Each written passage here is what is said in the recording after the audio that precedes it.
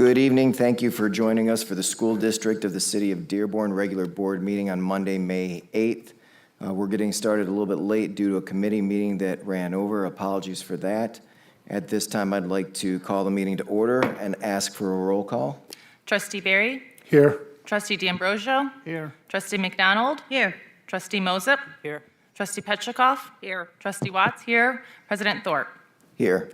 Pledge of allegiance to the flag. Ms. David Higgins, William Ford Elementary Principal, will introduce students who will lead the Pledge of Allegiance.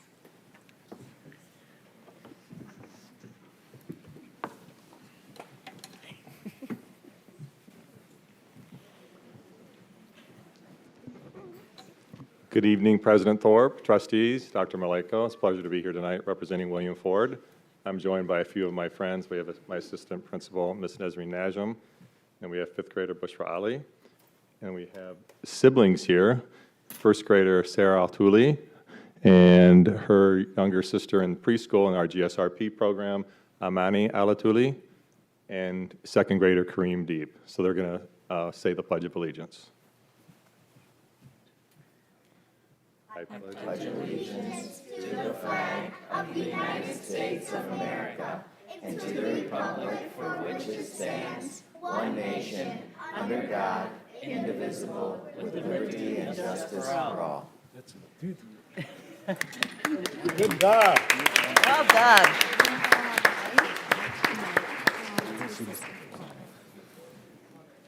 All right. Kareem, thank you very much. Bushra. Sarah. And we don't have a plaque for you tonight. You're going to get it, but high five. A special. Good job bringing it. Thank you all. Good job. Well done.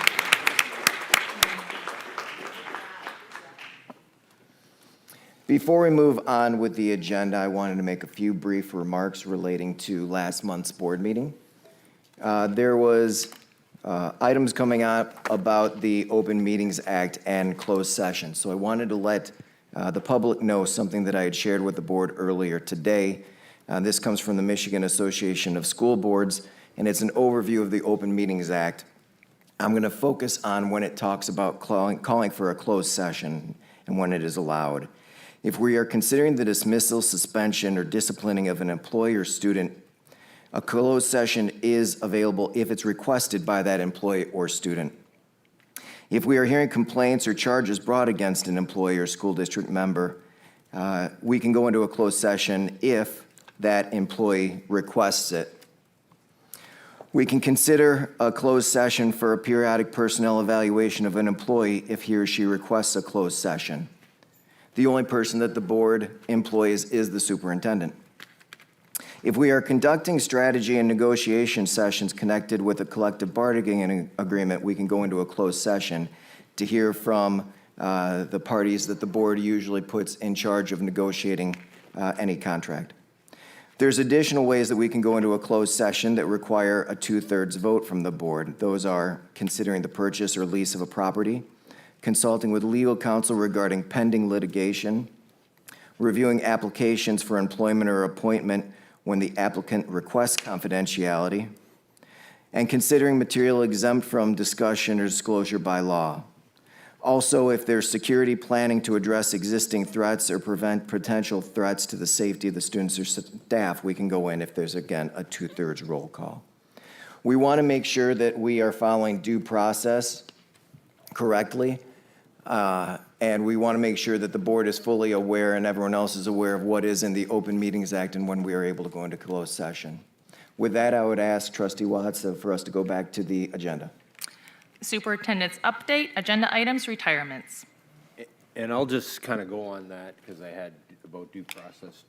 Appreciate the comments by President Thorpe, and I had a prepared statement, but I just wanted everyone to know that as superintendent, I will always work to protect the rights of all employees, to make sure that due process rights are followed, the Open Meetings Act, including my rights as an employee of Dearborn Public Schools. I want to make sure that we adhere to due process fairly for all employees, and I appreciate President Thorpe bringing this up. I have certain rights as every employee does, and we lead by example. So I appreciate the board recognizing this and would ask that the board makes appropriate action to correct some of the action that has occurred that has violated my rights in the past, and it's happened several times. So I appreciate that. I'm going to leave it at that. I thank President Thorpe, and again, I will protect the due process rights of all employees. Thank you. You want to go ahead with? Yes. Okay.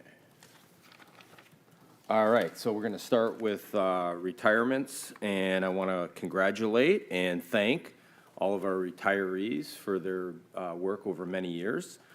Sue Beck, 21 years of service. Kevin Cook, over 29 years of service. Kathleen Clincher, over 19 years. Alyssa Genser, 22 years. Ross Groover, 13 years of service. Layla Cancel, over 30 years of service. Lorraine Lambert, over 22 years of service. Fadia Nahed, over 20 years of service. And Gina Sikora, over 29 years of service. Let's give them recognition, please.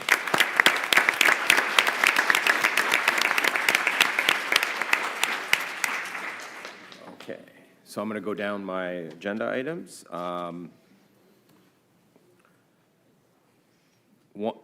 Just so the board's aware, we do have the board meeting schedule that's been provided to the board. So that will go, I believe, Joanne, next meeting. Yep. I also want to thank, I know we got a lot of our teachers here, and I'm going to be pumping out a message tomorrow, but it's Teacher Appreciation Week, and I want to thank our awesome teachers in Dearborn schools for the great work that they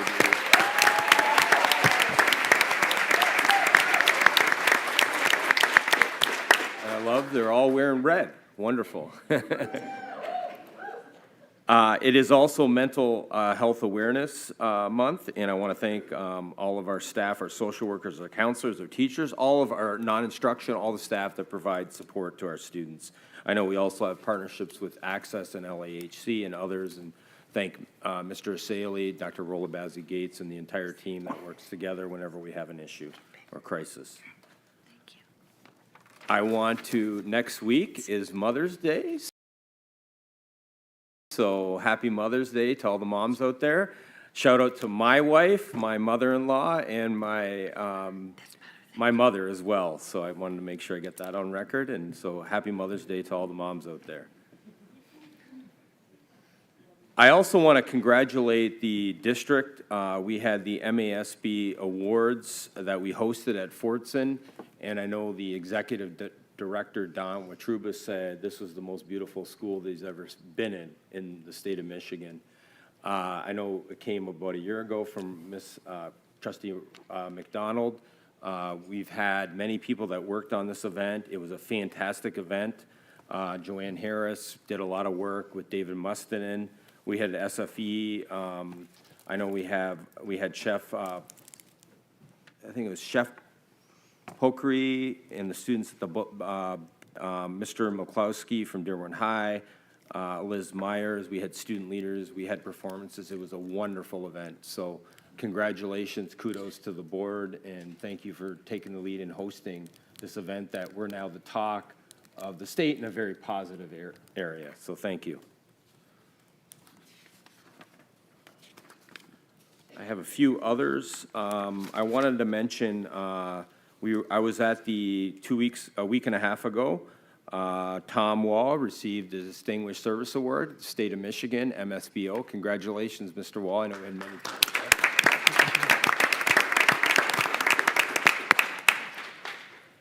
Also wanted to mention that I was at an AASA leadership conference as my role. I will be taking over July 1 as the president of the Michigan Superintendent Association. And the training provides a great deal of support. They actually pay my expenses, which is nice too, from the state association.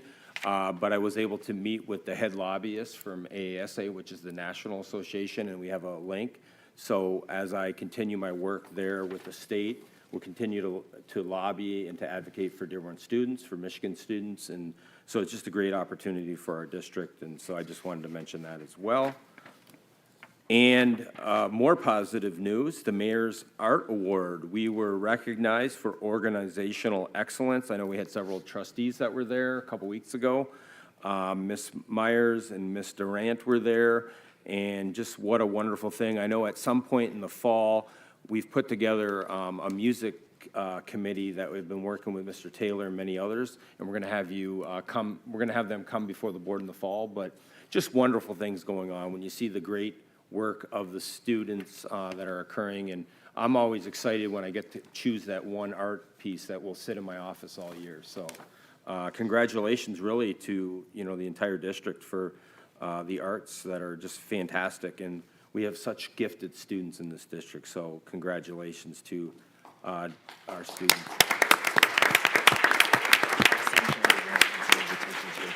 Yeah. Did you mention? Yeah, and Miss Durant, yes. And I did just get the picture sent to me a couple days ago, so I wasn't able to post it right away. So, all right, and that's all I have under commentary. Thank you. All right, board members with questions. Trustee Barry. Thank you, President Thorpe. President Thorpe, as our president, were you aware of the long presentation at the last board meeting by HR? No, I had been told that there was going to be a couple of speakers. Okay, all right, thank you for that. I mean, spirit of no surprises, and when you are surprised, that's why we keep talking about spirit of no surprise, because when you are surprised, you react. Dr. Maleko, I never once at a meeting or publicly or anywhere say you've done anything wrong. That's just not who I am. If I thought you were doing something wrong, I would approach you. And regarding the last meeting, I owe you an explanation, and I'll get to it in a minute. I did mention at the last meeting after the HR presentation that I have a folder at home. I brought it here, but with all due respect to teachers, I am not going to go through any of these emails here tonight, because what would that do? It would peg teachers against each other. That is not right, okay? What do I mean by that? There are some teachers in a great place right now. God bless, that's a good thing. But there's also a good place right now. And for what happened last week and some of those comments, that was hurtful. When that presentation was going on, I took a look around the table, and there were some of my colleagues that were cringing at that report. I wish you would have spoke up at the last meeting, but okay, they didn't. That's okay, that's fine too. So the teachers in here, the teachers are, presented last month. My comments were in no way towards you being part of that presentation, because I have a good idea where that presentation came from. So please, if you felt like, if you felt like offended by my comments, it was definitely not towards you, and I do apologize for that if that's the way you felt. So teachers, work together. You're a powerful voice. You have a great leader moving forward and a great leadership team, so I respect that. I respect that.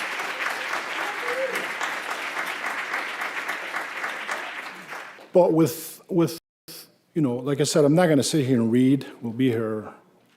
If you think we're going to be here all night, we're going to be here till late, early morning if I do go through this, but I'm not. But I'm not going to mention, I did receive a lot of text message. One of my colleagues always tells me that if you see something in the computer you hear, bring it to the board.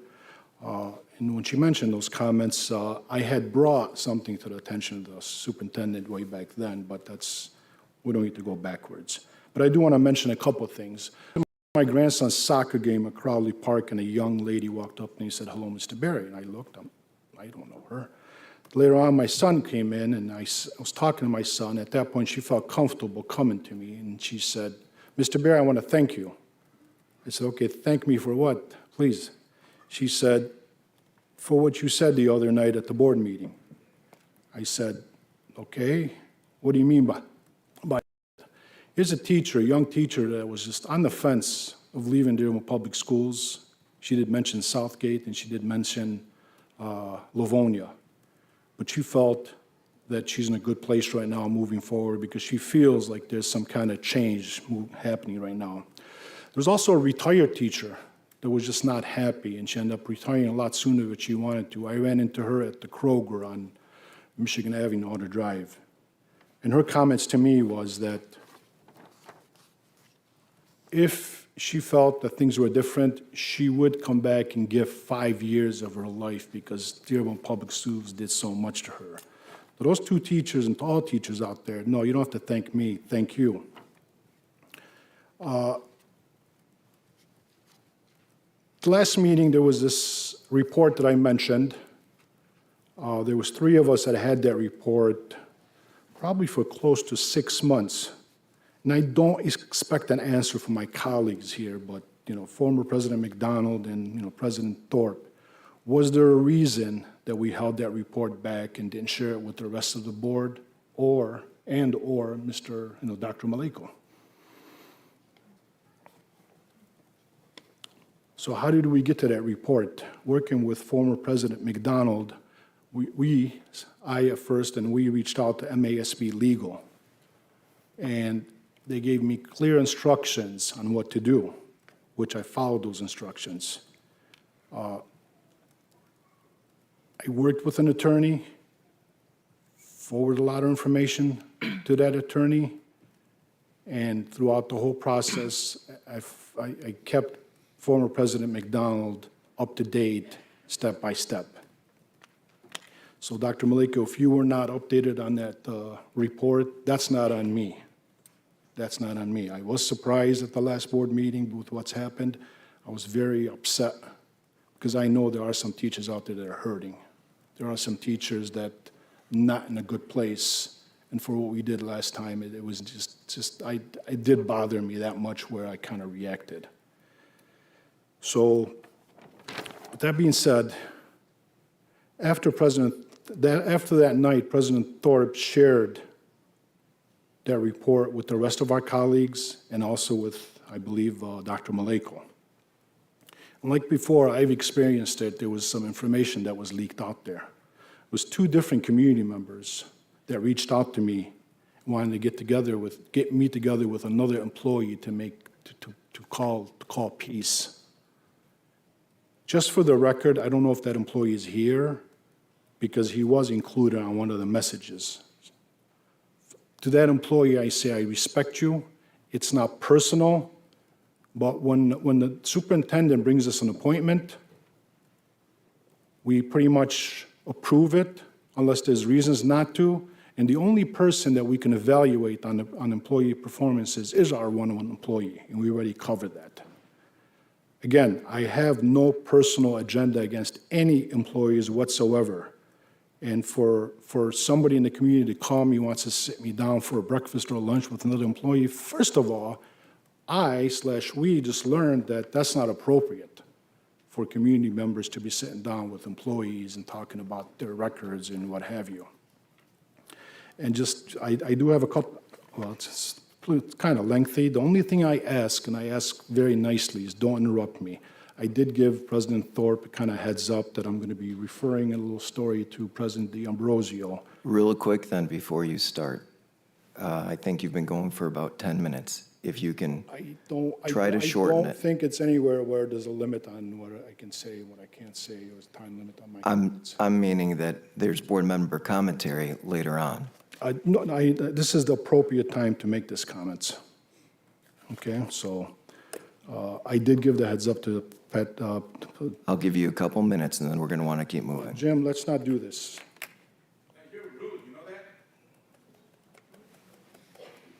You can go forward, but I'd ask you to keep moving. It's going to take things me along. longer than 2 minutes. Just no surprises. Just no surprises. It's going to take me a little longer than 2 minutes. We will have people removed if we need to.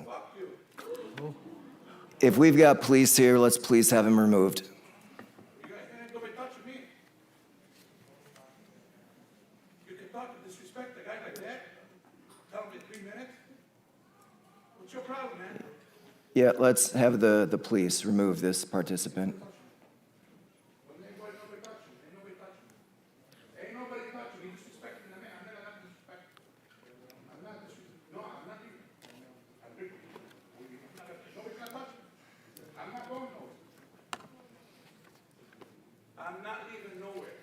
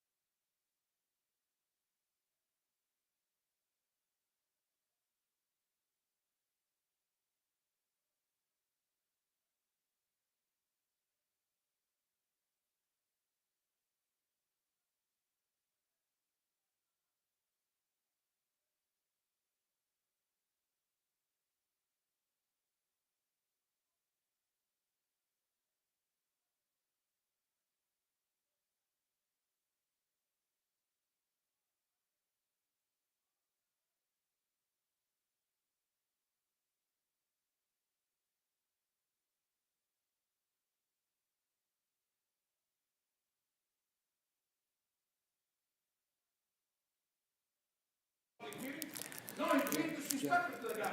I didn't say nothing. Who's the police?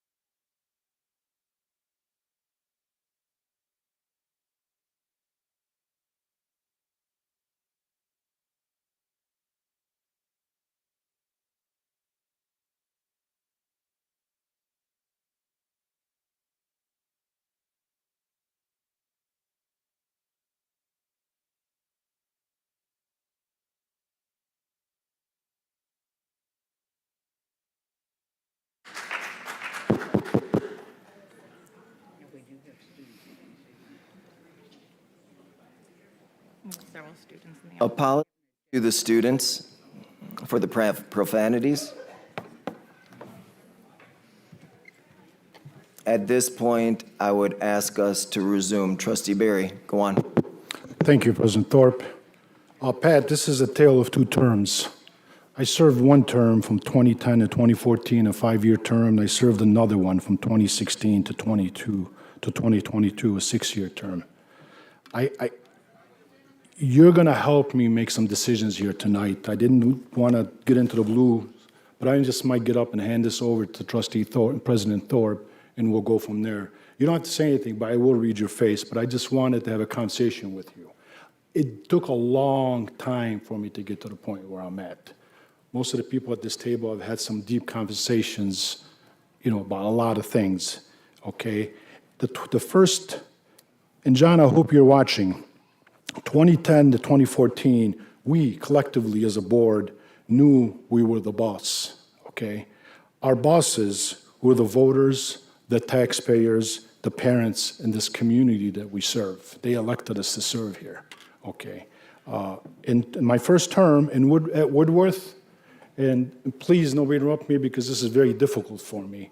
At Woodworth, I was called to deal with the situation. I was president that year, okay? We had a male teacher that enjoyed touching little girls, okay?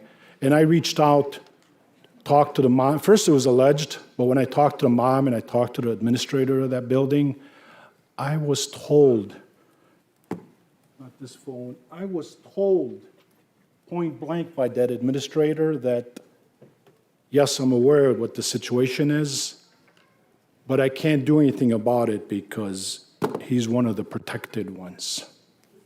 One of the protected ones. So I was off that board after that year. After that situation, after that discussion I had with the principal, God bless his soul, I reached out to Brian Whiston, and within 45 minutes, that teacher was escorted out of that building. I have never tried to go to bed without thinking about that. You're the administrator of that building, and you want to tell the story. He is one of the protected ones. Compared to what? Compared to what? The people we chased out of here? People that we bullied, teachers, administrators, cabinet members? What is that all about? So during the time when I was off the board, we sold the Howe building. And during the time I was off the board, there was a board member that served this district very, very, very well. And I remember, I'm the quoter here, she says, "I am becoming what I got on this board to fight. It's time for me to leave." Sometimes, you know what? It is time to leave.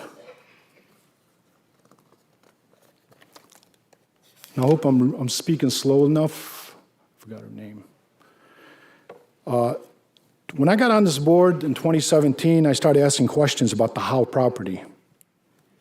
I was approached by a colleague then, and I was told, "Why can't you just leave that alone? Just leave it alone." I can continue to ask some good questions, which was my responsibility to my constituents. And that board wanted to move and change policies to limit how much requests for information I can ask. Think about that for a second. I'm sitting here representing over 100,000 people, over 20,000 students, close to 20,000 people that elected me to put me here. And there was a board that wanted to kind of like silence me up, you know, appropriate actions. What the heck does that even mean? You know, you want to divide the board? That's just wrong. So I felt that intimidation started that year I was on the board. Right away, again, from this building, there was some more information leaked out to the media, and somebody FOIA'd information. They were questioning my integrity by saying that just because I was a family member of one of the employees and I was on that insurance policy, when I was no longer with that employee, I went and got my own policy, and somebody, you know, that person, my family member, reached out to the insurance company and said, "Please take Mr. Hussein Berry off this policy." Who would have that information? Why would it go out to the media for it to FOIA? But you know what? I laughed about that stuff. The insurance company came back with an apology saying that they made a mistake and extended my coverage for an additional month, which I didn't use because I had my own private insurance policy. So I did fire back with a few comments. You know, I'm a Salina boy. Probably grew up in the South End. I don't intimidate easy. When I did make some comments, shook up some people. I received a threatening letter from a lawyer. Actually shared it with all my colleagues. Tried to embarrass me, but you know, I'm thankful. My reputation, I'm very thankful. And definitely was not my first rodeo with an attorney, and sounds like it's definitely not my last. I did laugh, because that's the only way you can get through something like that. That attorney showed up here with his $2,500 tie. I still remember that tie because it was very flashy, and threatened me some more. But then he went away. There was nothing else he can do, because I was not wrong. I was entitled to ask my questions. Then the fun began. Resignations started, one after another. My questioning about the sale of the Howe building shook some people.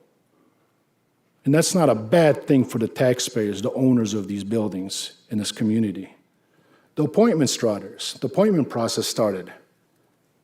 I remember sitting at a college meeting telling one of my colleagues 2-3 months before we appointed that person, I said, "There is your next colleague, she laughed at me.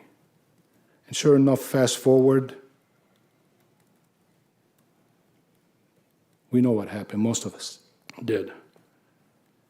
Again, there was people from this building involved in that process, which was wrong.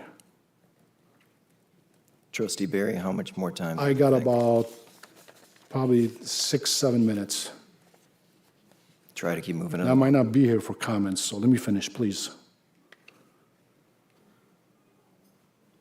We had a case that my lawyer wanted to take to the state Supreme Court on the definition of majority. I know there's a lot of mathematicians in this room. The majority of 7 is 4. At the same time, the majority of 6 is also 4. We've spent thousands of dollars this past 18 months on board member training. I sat across the hall here, or down the hall, with my colleagues, 2 nights, 3 hours of my life, trying to tell us how to get along, when the true message was, stay in your lane, be a team player, don't question the superintendent. But I truly felt like sometimes it is my position. It is our responsibility to ask questions at meetings. Early in my second term, I realized that we were being mean to a lot of teachers. And it took a change on the board, an addition of a board member, and you've heard me mention that name many, many times, for us to kind of start looking out for teachers. That's crazy stuff. Currently, right now, we have an employee that people think that he should have been relieved, he or she should have been relieved of their duty 15 years ago, and is still around. What that person's been through for the last 10, 15 years, uncalled for. If we're competent enough to move past an employee, we should do it. It shouldn't take us 15 years. We shouldn't cut an employee's throat with a dull butter knife. That's very painful for employees and very painful for their families. If, as a board member, if I am invited to a game, which I have been, or an event, which I have been, I should know, I should be told who paid for those tickets. What people do on their own personal time is off limits. When employees, what they do on their personal time is off limits to me, and I understand that better than most. I don't care about that part. I don't ever want to ask about that part. But in my world, in the real estate world, in the health industry, when there's gifts, some people looking for bribes. And I know a lot of lawyers, I know a lot of doctors, I know a lot of pharmacists, I know a lot of realtors that went to jail because of stuff like that. So we've had, I'm trying to finish as fast as I can. We've had some investigations from 2016 to present. When attorneys like to pass out expensive game tickets and their work doubles or triples, maybe it's not a big deal. Maybe it's not a big deal. But when in February of 2020, I was approached by an employee that alleged there was a crime that took place, who do I turn to? I have to turn to our attorney to protect us. I shared that information with the attorney, did an investigation. He didn't feel that it was necessary to go into that. So to that employee, 3 years later, I know you still don't have any closure, but I did my best. I did my best without crossing any lines. We followed up with a meeting on that investigation. The best way to say this is there was untruthful information brought forward. One of my colleagues was with me in that room. When we walked out, they said, "Are you kidding me? You know what just happened." The response I got was, sometimes lying to protect relationships is okay. It's never, never, ever okay. We say students first. It should always be students first, never relationships first. So what does that mean, the protected ones? We protect some employees. At whose expense? I think we know a lot of people that are paying the price for that. cabinet members, administrators, teachers that try to speak out, to do the right thing. Why is that all important? Because without teachers, can't educate students. Without a positive environment in the district, it's very difficult to bring up scores. It's very difficult to motivate students. Without a positive culture from the top all the way down, without a positive culture, it's very, very difficult. Who suffers? In February of 2023, I started asking about reading assessment scores. Nothing. Nothing. Here we are, we're trying to deal with everything else. I still don't have, what is it we do to bring up some of these reading scores? When students are grade 2, 3 behind in the elementary level, when they get to middle school, guess who's got to deal with them? When a student is behind on reading and everything else, they feel like there's something wrong with them. What do? They start acting up. They don't know why Susie or Hamoudi is doing better than they are. They feel like there's something wrong with them, and they start acting up. And guess who pays the price for that? We're looking at them. When I ask questions about reading scores, there's a reason for it. This is our future.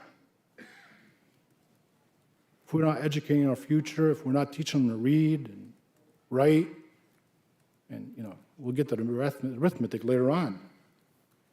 I've heard terms like demographics. What does that mean?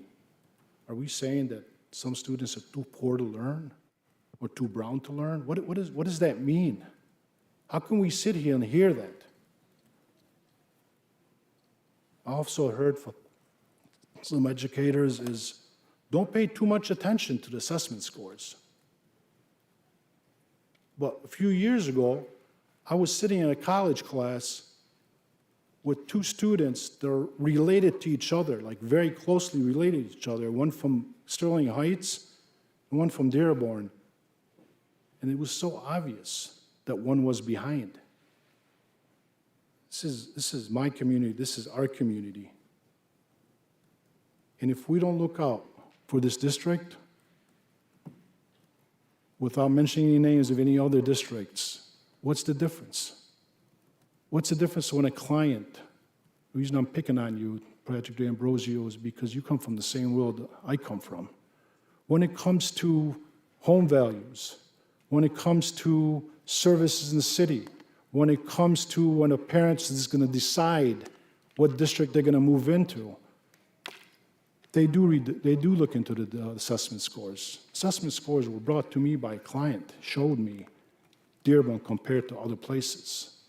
If we, the 7 of us, don't get to it, I don't know who's gonna. We have to. So I'm a good reader of faces. I've made a living reading faces. And Pat, I know you don't want me to give this to Jim Thorpe. I know you don't. And John, I made you a promise in 2016. When I knocked on your door, I had an 18 or a 19-year-old young lady forcing me to knock on doors, which I hated. When I knocked on your door and you answered the door, I started sounding like a nerd. Hi, my name is... You said, Mr. Berry, I know who you are. I didn't vote for you last time, but my wife has me following you. Keep doing what you're doing. So, John, the promise I made you, you know that promise. I will keep doing what I'm doing. Thank you, President Thorpe. Okay, I have to step out for a second. However, Trustee Berry, whether it was intentional or not, there were some things in there that can sound as accusations. So I want to let board members have a chance to respond to some things so it's not just left out there as being the only possible truth. I will be more than happy to answer any questions, and I am an honest man.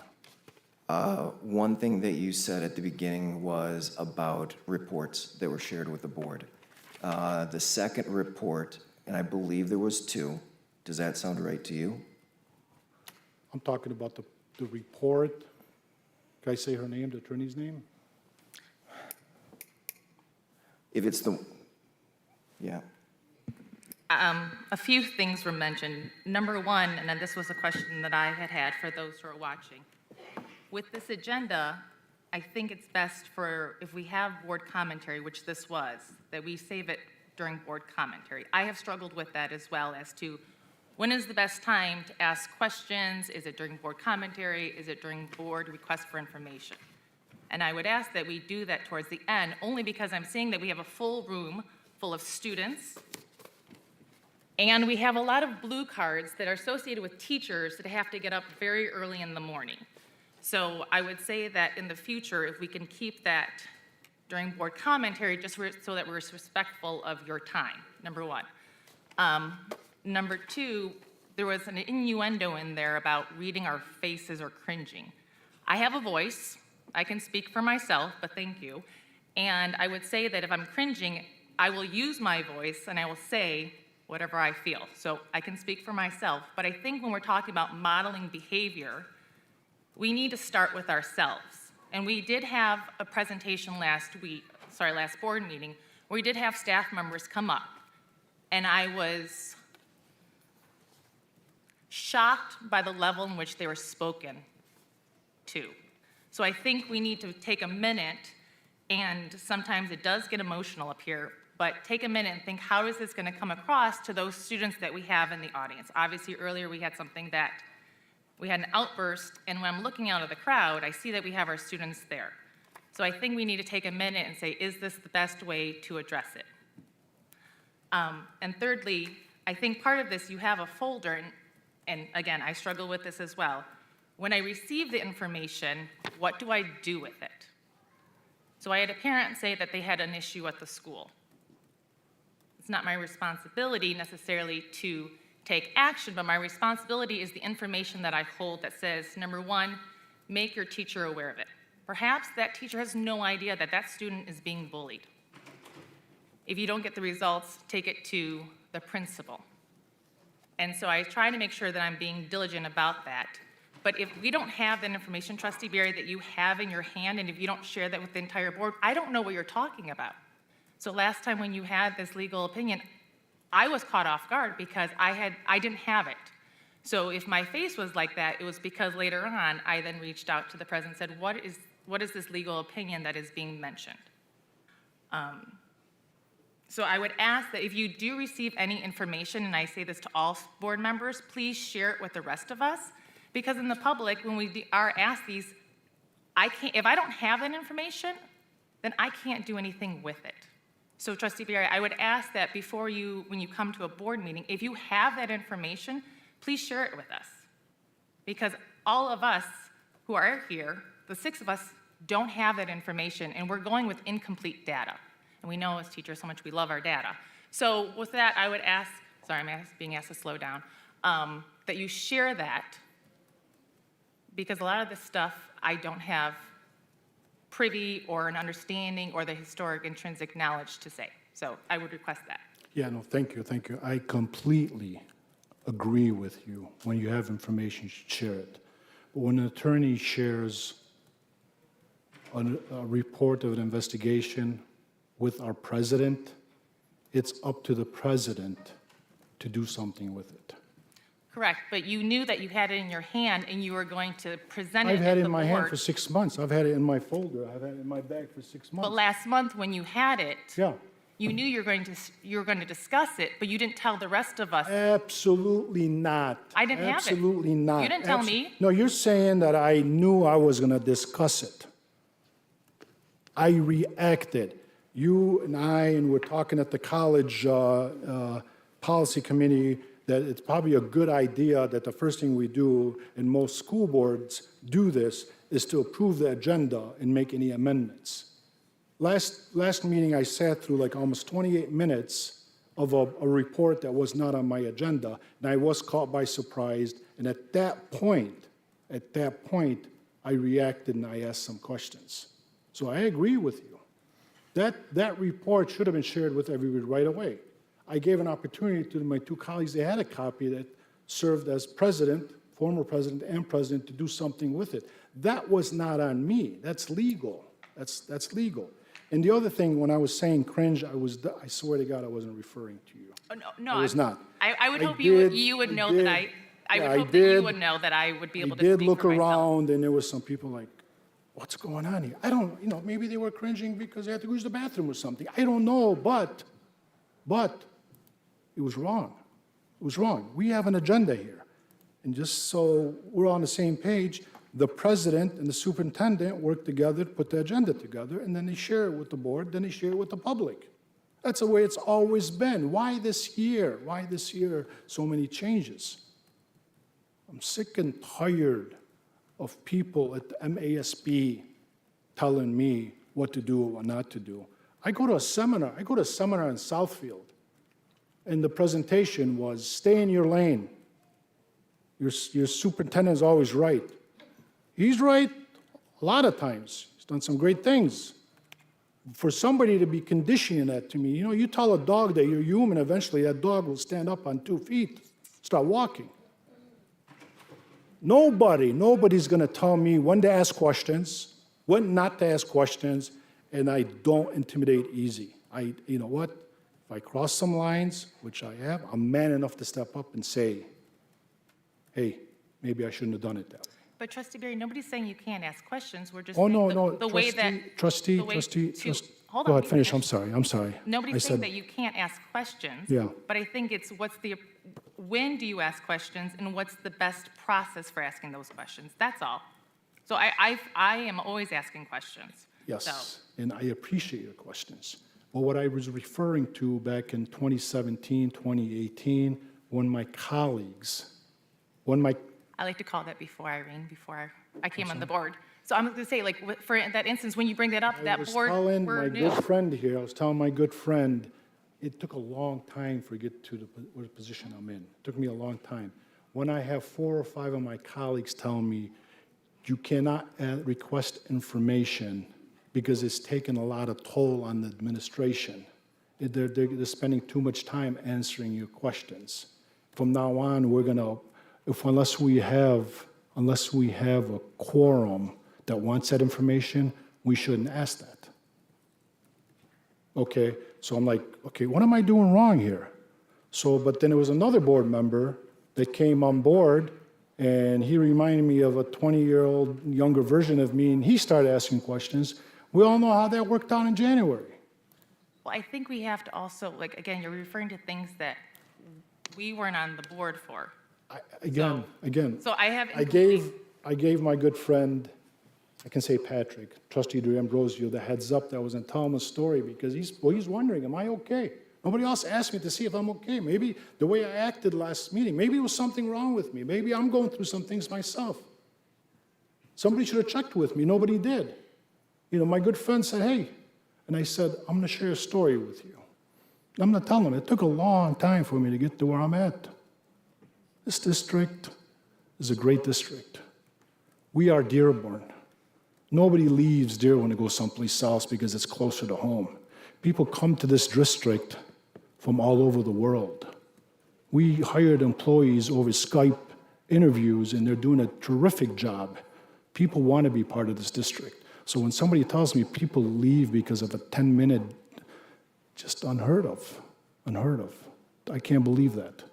It used to be you got out of school, Michigan State or Michigan or Wayne State or whatever, a lot of great universities around.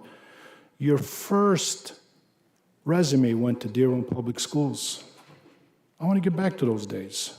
And it is on us. It is on us. Was there any other questions? President Thorpe, you started to ask a question, then you walked away. Well, don't want to. no, I apologize. I had to take care of something Okay. else. I would say that we all want to make sure that the students do well and that the employees want to be here. Yes.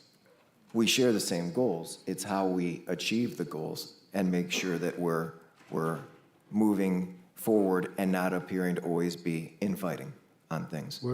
It doesn't mean that we're not, that we're agreeing, but that when we disagree, we do it in a respectful fashion, and we don't put things out there that make it look like accusations towards others. And again, I'm not saying that anything was meant or not. What I was gonna mention was that one report that you mentioned 6 months ago, there was one that was 3 months ago, January 20, roughly. Okay, that one started last year. The final report, you are 100% correct, so I take that back. My good friend, I take that back. There was nothing on you. That report was finalized under President Thorpe's tenure, so. Yeah, and. Thank you for and- reminding me. And when that one came due, the board was still going through the changeover from last year, and I had asked trustee Barry, give me some time, and then it slipped my mind when we were dealing with other things. Okay, so let me just respond real quick. Give me some time. That's why that report was in my bag, because I was giving them time. January, February, March, April, I was giving them Right. time. And there's one more thing before I lose my thought. I asked people not to interrupt me, and I've been doing that, so I have to take a breath. I have to breathe a little bit here. Accusations, no, I mean, I have no problem. I'm like an open book. If anybody has any questions for me without breaking any laws, without breaking any, crossing any lines, if anybody wants to ask me one-on-one, I have no problem with that either, so. So one of the things that you had mentioned spurred something that I had spoken with trustee Thorpe about earlier this afternoon. And this was during board commentary, but I will just go ahead and say it now because I think it comes full circle. I had asked that as a board, last time we did our goals was in January of 2021. And I think part of it is that we haven't revisited what we would like as board goals. So I think as the school year is winding down and we have 20-some days left, I think that as a board, we should come up and start thinking about what sort of board goals would we like. And I think part of this then we can then decide what do we think our main goals or maybe our top 3 should be, and as a board collectively at the next meeting, be able to share that so that we all are on the same page as how we would like this district to move forward and what are those goals outside of the strategic plan, because I feel like the strategic plan is 5 years out and board goals are more of the immediate. And I think that would probably be, if that's okay that I went out of line, that because you had mentioned that, then maybe that's something we can think of. And it's just a question of when we'd want the goals to start. We don't have to start goals on January 1. We could decide to start them at the beginning of a school year. Correct. But that's for the board to decide when we would do that. And I'm done. And I want to say thank you to trustee Watt. I mean, I don't know what you had for lunch today, but I would like to find out. At the meeting, you kind of stepped in and helped out tremendously. And right now, you're kind of, this was not hard for me to do. You are kind of putting my thoughts into it, so I appreciate that. Thank you. Superintendent, or Dr. Malenko? Yeah, I just need the record to show that I do not have a copy of that report that was referenced from 6 months ago. So I have never received it. I don't have it. I have the one from January, but I do not have it, so there's nothing I can comment on with that. Also, I know the board received on April 29th, my communication officially, I felt ambushed at the last meeting, bottom line, and my rights were violated. The board's received a copy that we need to adhere to that. I also want to state that,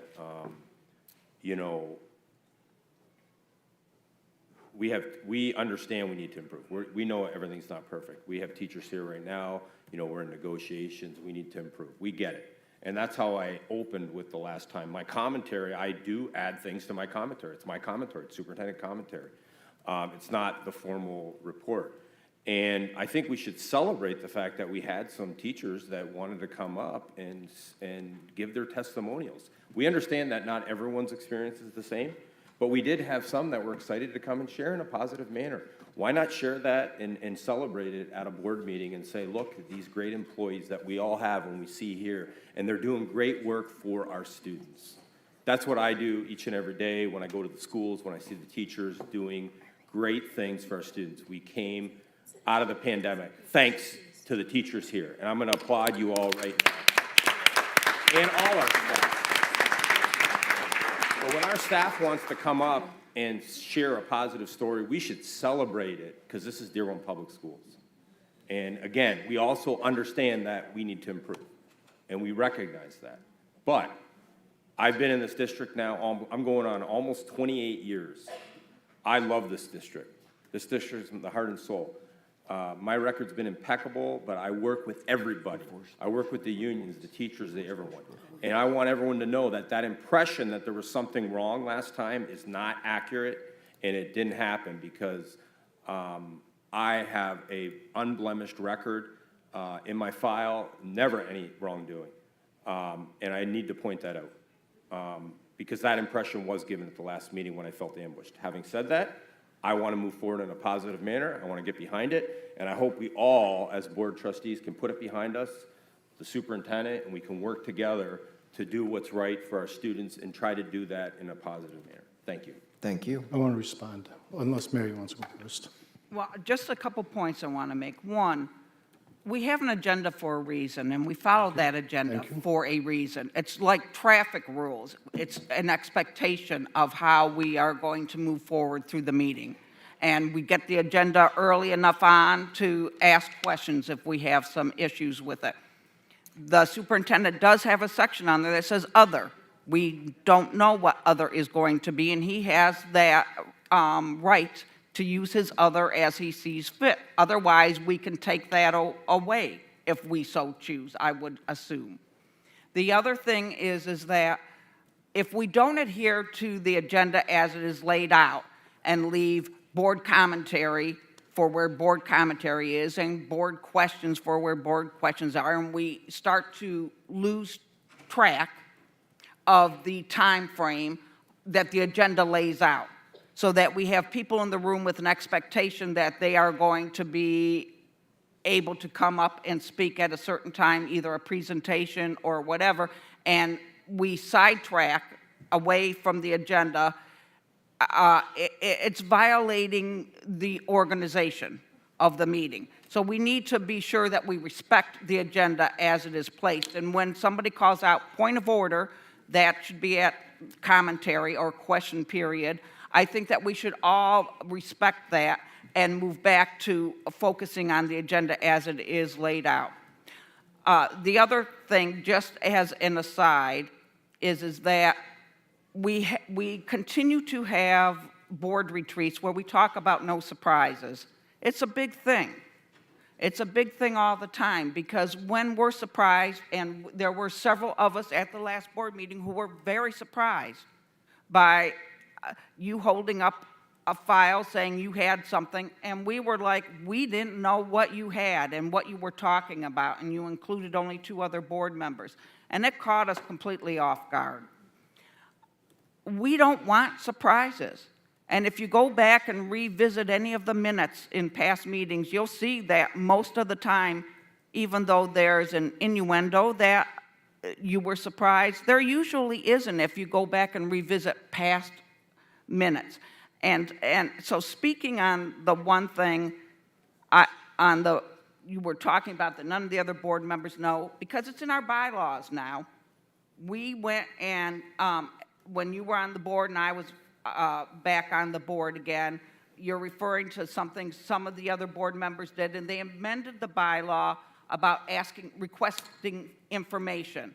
It wasn't asking questions that you're referencing. It was asking for information that required a substantial amount of time for a report to be put together, that possibly only one board member was interested in having that information. So I believe, if my memory serves me well, is that the board president at the time suggested that we have a quorum who says if one board member wants some information that maybe the rest of the board is not interested in, and it was going to take us an amount of time on an employee to gather all that information, that the board should say, yeah, I'm interested in having that information or not, and that would be the decision maker for moving forward with that request.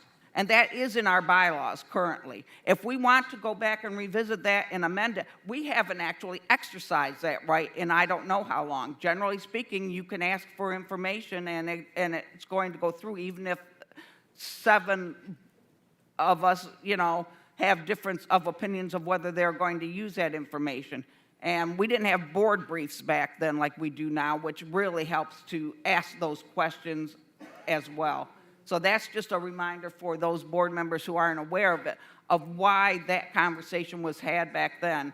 And I just want to make certain that there aren't implied, just as Trustee Watts said, you're saying you're reading faces or you have information or this or that. You might be misinterpreting what we know, what we don't know, what we're reacting to, and it's really not fair to put us into your circle of information when we haven't conferred that conversation with you. There has been many times where you've implied things that some board members know things, and I don't know what you're talking about. I really don't.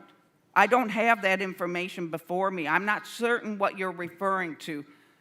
But it gives the impression to everybody who's hearing you that there's something going on that we're aware of that's not being spoken of.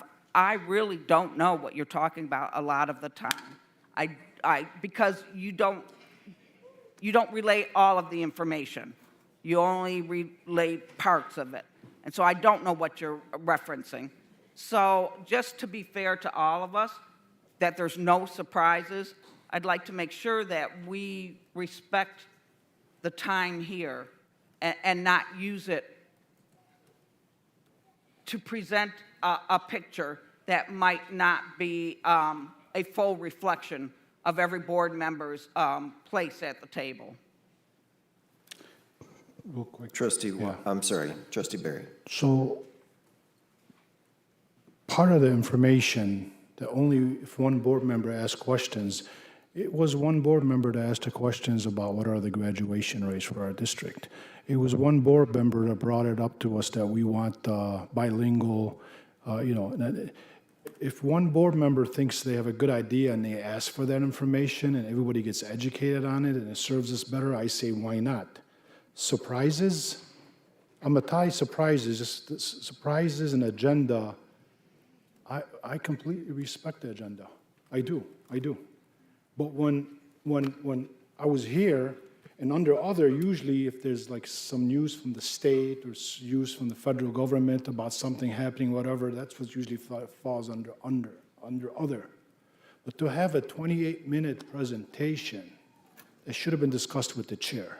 And I clearly asked the chair in the beginning of this meeting, was he aware of that report? And he did say no. So talk about surprises. I was surprised. And back to that, thank you for, there's a couple of things that I took some notes on, I have to improve on, so I appreciate that. But I just wanted to clear up some of the things. I apologize to Trustee McDonald, and I don't know if you hear me say that. The report I was referring to, I assumed that it was 6 months ago. It was January. The report of January, which I believe I did ask President Thorpe if he received a copy. The report that we're talking about, the Dr. Malik, Is the one from January. from January. I have the January. Yeah, that's the one I was referring to. There was some leakage But of I don't have the information. other Yeah. report. So you felt like you felt ambushed? Yes. Yes. At that meeting, as soon as you say you didn't do anything wrong, I followed up with absolutely not. I'm not saying you did anything wrong. I wasn't looking to paint a picture you did something wrong. You didn't. Everybody's talking to me the last 2 or 3 weeks wondering what's going on in my head. I said, Trustee Barry, He's- back he's- to the mic a little bit. Thank I'm you. sorry. Thank you. Yeah, so if at that point, if that was discussed with President Thorpe and it was put on the agenda, no surprises, this and that, you know what? Yes, thank you, teachers. Thank you for what you do. You left, you came back for obvious reasons. At the same time, I would have shared some of the other teachers' positions.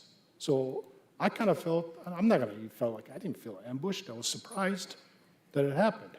That report, yes, I was told by President Thorpe, we will get to it. I did have a copy. But I swear to you, the reason Trustee McDonald had a copy because it was initiated under her tenure.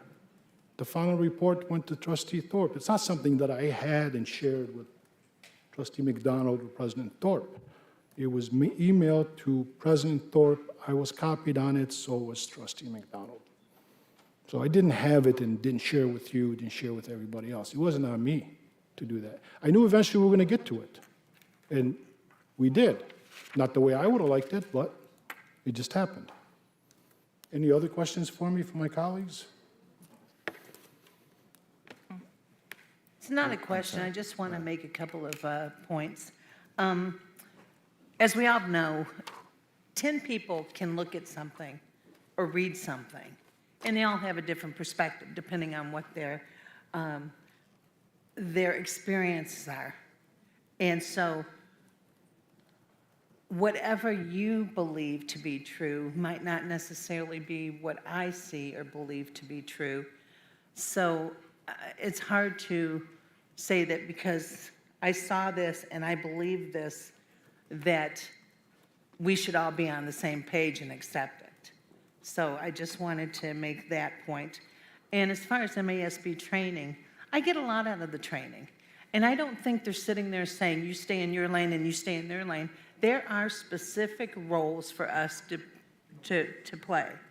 There's specific roles for board members, there's specific roles for superintendents, and we need to work together, but at the same time, I'm not gonna go in a school and try to, change a light bulb or, that's not my role, that's not my responsibility.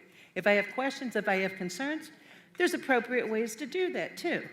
You can bring it up to the superintendent. You can, talk to about some of your other board members. This is a concern of mine. Do you have the same concern? Put your hand up. But I just want to say that I think that Dr. Maleko is an outstanding superintendent. I think he served us well for a quarter of a century. And I just, we're not all perfect, but I think his heart is true.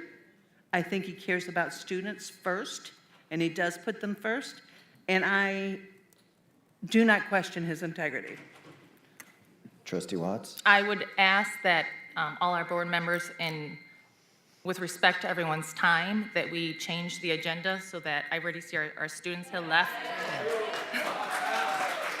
I see there are students that have left for commendations, so if we can do Teacher of the Year, then accommodations, and then move to next citizen participation. And then I have a stack, but quite honestly, if teachers, and I'm sure you're great at this, if you can organize yourself, I will call your names, but if there's somebody that needs to get to school, needs to get home earlier, please somehow communicate with us or say you pass it on to somebody else, because we want to be respectful of your time and that you've got an early morning. So if that's okay with everybody else, all the board members. I'll support that. If that's a motion, I'll support it. I don't think it needs to be a motion, that's fine. It's your call, President Thorpe. Yeah. So I'm okay, Teacher state of the again. Year, Teacher of the Year, and then we'll do Teacher of the Year, acknowledgements of donations, staff recognition, commendations, and then citizen participation. I think it'll be, 5 minutes between? Yeah, I don't know why you'd move commendations to the end and not leave it right before teacher. Well, the students have left. Okay, so by a little I bit leave of it up time to on that one. I can read the commendations at the end if you'd like, or Okay, whatever you want to put in. all right, that's fine. Sorry, there was something else in my thought, but as long as everyone else is okay There's a with changing the motion to order. amend the agenda. Yeah, there's a motion to amend the agenda, and support. was it, well, I did you support make the motion and trustee Moses made supported it? All in favor, signify by saying aye. Aye. Aye. The one thing I would say is that I think we might have some blue cards from some people that are in an overflow room. Does that sound right? We may, and I believe some people left, so There were 7 or 8 people down there, we can go check. So if we can make sure that they have a chance to get in, so we're not waiting too long for those speakers when it gets to be time. correct. Okay. All right. Then, moving on to the next item would be Teacher of the Year. If I got that right. Teacher of the Year is next then? Yes. Okay, Teacher of the Year. okay. So we will announce, if they're here or still here, it was a great ceremony a week ago. I know several trustees were there. What better thing but to celebrate our staff and our teachers? It was heartfelt, and I know there were some tears last week, but I'm not sure who's here exactly, but I have a list here. The winners were Angela Fillmore, Melanie Namey, Emily Matash, Michael Schmidt, and Hala Farhat. If you're here, if you could come up and we'll congratulate.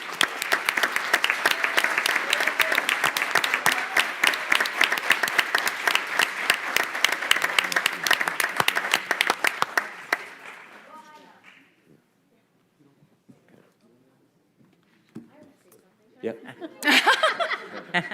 Okay. You want to just stand next to me? Okay. Thanks. This is our second time meeting, so look how good Dearborn is. Good evening, President Thorpe, Board of Trustees, and Dr. Maleko. It's an honor to be here as your K through 2 Teacher of the Year. My name is Angela Fillmore. So my speech is going to go a little different because how the night has gone. But I just want to say, if you look into PLCs, professional learning communities, Dearborn, we do it with our teachers and our students. I think the board, you guys would love right? You would love the method of it. We assess, we apply, we collaborate, we share thoughts and ideas, we stay on the same track. So I just think that would be something to look into since we do it every day with our children and it seems to work. So thank you for that. With me tonight, well, my daughters were here. They had to leave with the fiasco, but Carmela and Mia Fillmore and my husband, they were here, Brett. I want to thank my family and also Mrs. McInville for being here and showing their continued support. It means really so much to me. Real quick, I've been teaching in Dearborn the last 6 years at Hague, but 19 years in education. Nothing has compared to Dearborn and the overwhelming appreciation from my family's dedicated students and the most knowledgeable colleagues at Hague. This is like what we're seeing here tonight is kind of the behind the scenes stuff that's, that takes away from education and takes away from our mission as teachers. So, but we still go to work every day. We still look at our students. We look at those precious babes that, put so much trust in us and our families. And hopefully you guys will be able to see through it and know that the purpose in our mission is much more powerful than this background noise. So I just wanted to say that real quick. I want to thank Dearborn Chamber of Commerce for putting this together for our teachers and allowing our community to have a voice in what's right in education. It's very rare in this day of profit and loss to set aside time and funds to the unsung heroes, the teachers. Last but not least, I want to thank Kathy Martin, our union president, and also my fellow union educators that are here today for being our voice and supporting the cause of Let Us Teach. I am confident in the days, weeks, months ahead that we will all come together for the greater good to preserve our great talent here in Dearborn and put the best teachers in front of our students. That's what the students and families of Dearborn deserve, nothing less. Thank you for having me here tonight, and thank you for the opportunity to motivate, inspire, and encourage our youth. I hope you all have a wonderful evening, and I hope this puts a little bit more positive spin on tonight. Thank you so much. Before you leave, not all the trustees had a chance to be at the Teacher of the Year Award, so if all the trustees can. I know. So, so we have a chance for a do-over then. Trustees, if you want to join us for a quick picture. Oh, do you want me to get the apple? David, where do you want us?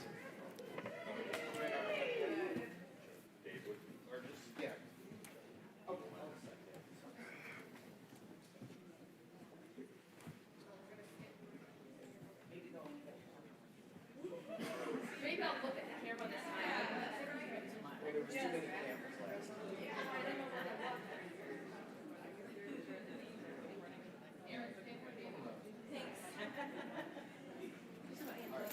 She's very supportive. Just so that they're looking at it. Oh, beautiful smile.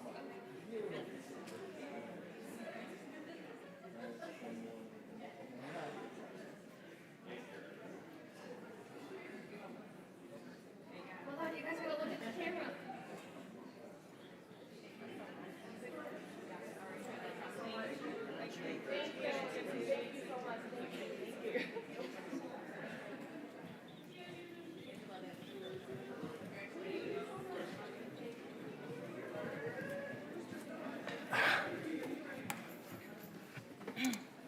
Next item. Hold on, you caught me off guard. Next. David, did you want to do commendations next? Were you prepared? It is Superman tonight. All right, in the business, this is called the cold read because I am just looking at it. I see them and send them over to Katie, and she does a fabulous job with them. So here we go.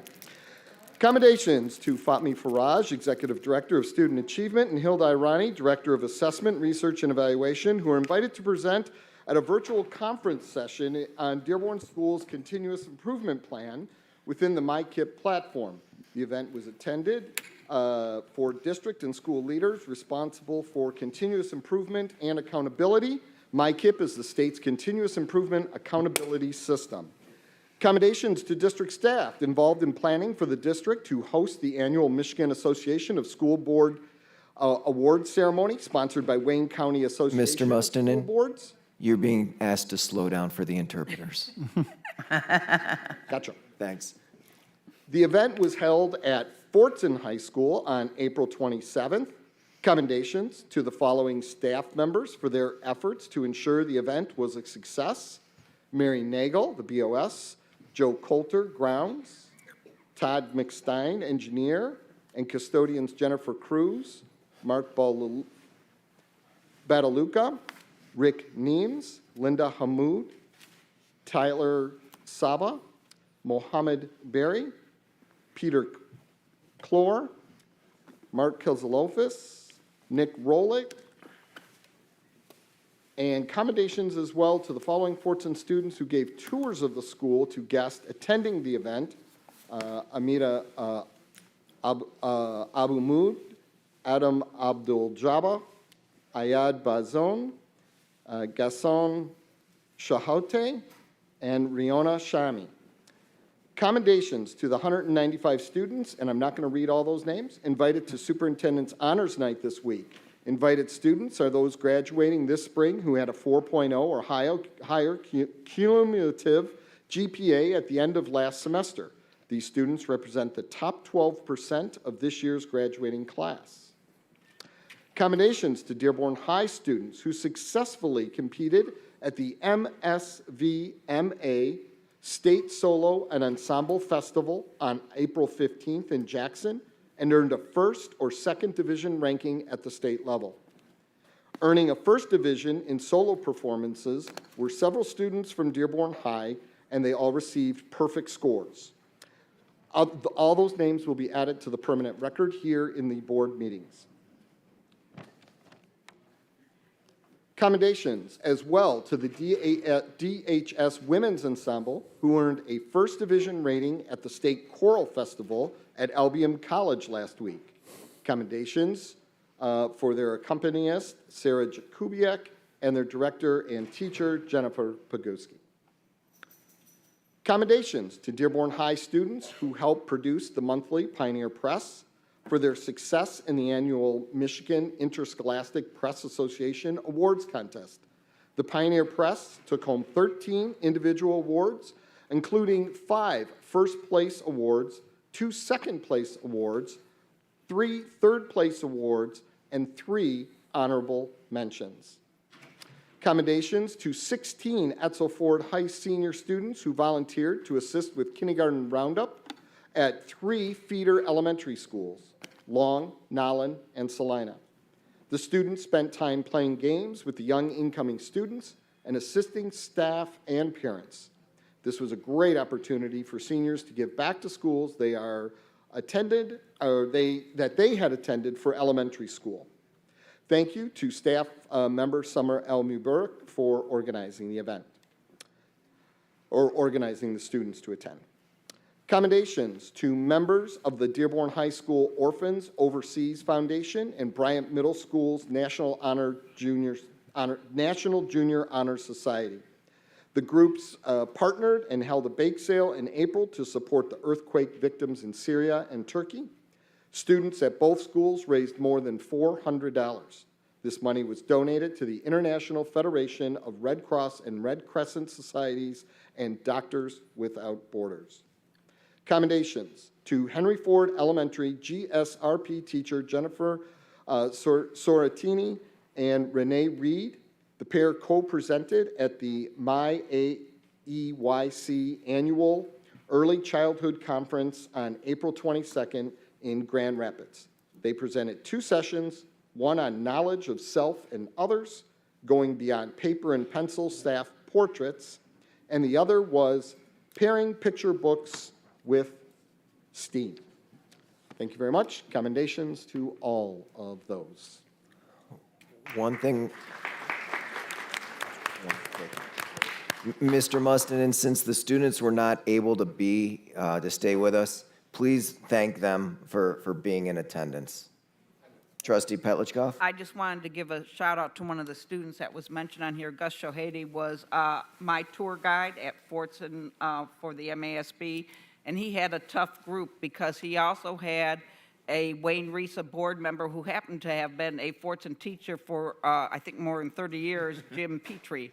So we knew the history of Fortson as he gave a tour to many school board members from other outlying cities. But he did a wonderful job and represented his class well. Thank you much. Next item. Next, acknowledgements of donations.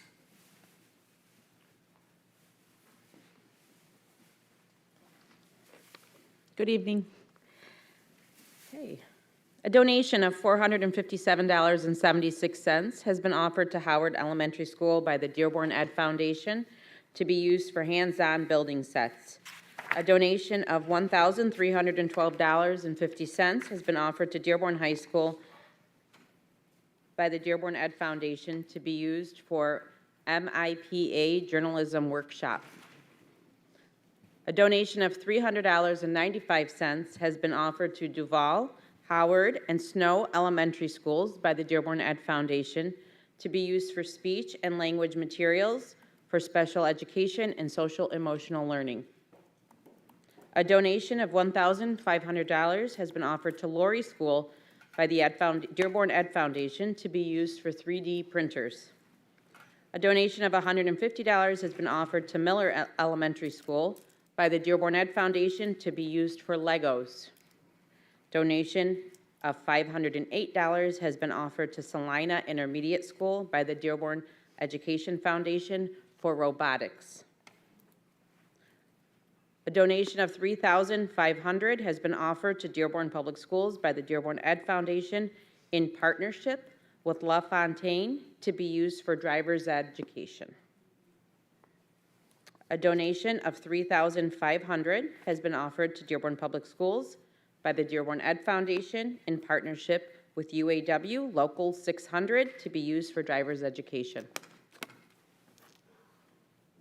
A donation of $500 has been offered to Dearborn Public Schools by the Dearborn Ed Foundation in partnership with Keller Williams to be used for driver's education.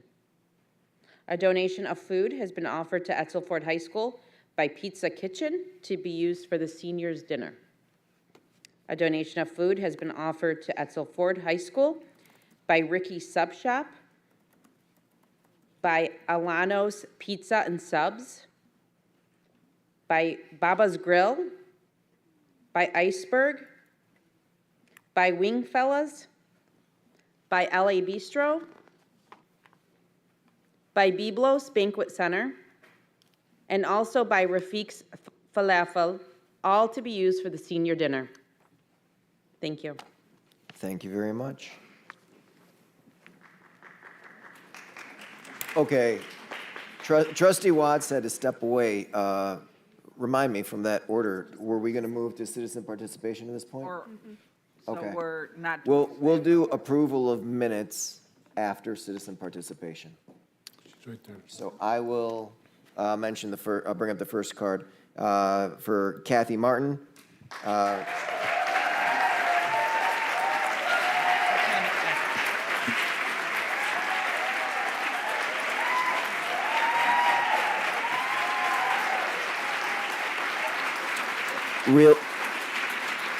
Real quick, we forgot to mention the normal paragraph about citizen participation. Trustee Watts, can you do that one real quick? Yes, I'm sorry. Sorry, the change of order threw me. Apologies. Citizen participation, citizens wishing to address the board on agenda and non-agenda items for action who are signed in by 7:10 p.m. by submitting a blue card to the board secretary may speak at this time. The board may not be in a position to respond to non-agenda items. Therefore, speakers should not anticipate an immediate response to their comments or questions. For the benefit of all concerned, do not mention the names of students or school district employees. Please keep your comments as brief as possible. There is a 3-minute time limit on comments made to the board. Thank you. All right. Good evening, Dr. Maleko, President Thorpe, and trustees. I'm here to address a problem that surrounding districts have seemed to solve by listening to educators, and that's the educator exodus. Last month, I actually wasn't able to be here because I was speaking to the Senate and House Appropriations Committee about recruitment and retention of teachers. While I was at that hearing, I started getting text messages from people who were here, or from people watching at home, like, are you seeing this?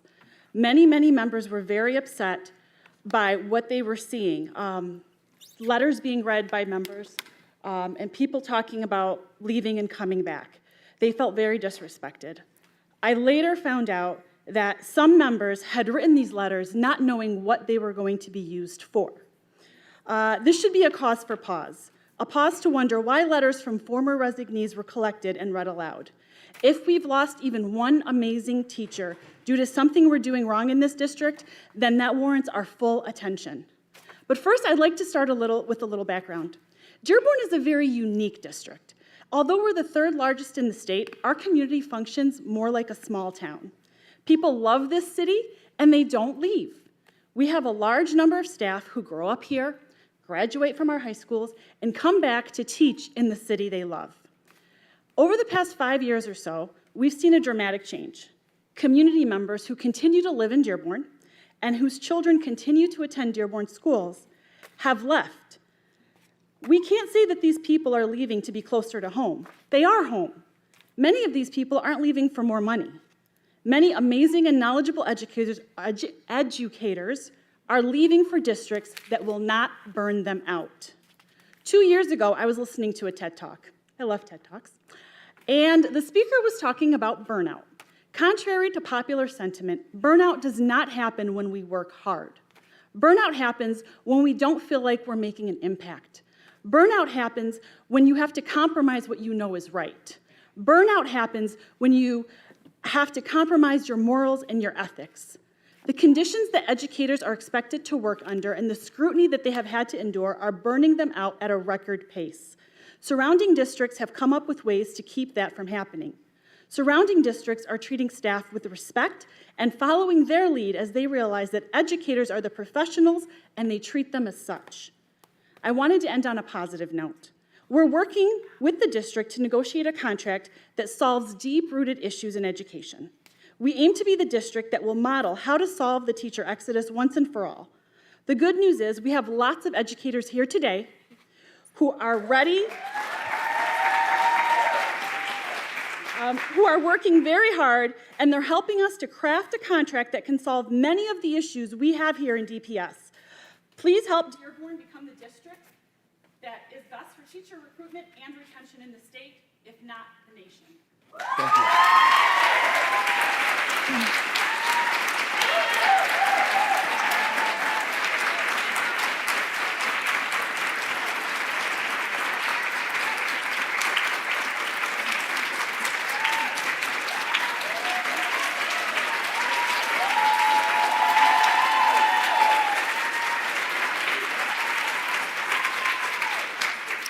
Next, Kathleen McCormick, who is an employee, would like to come to speak to the board about STEAM.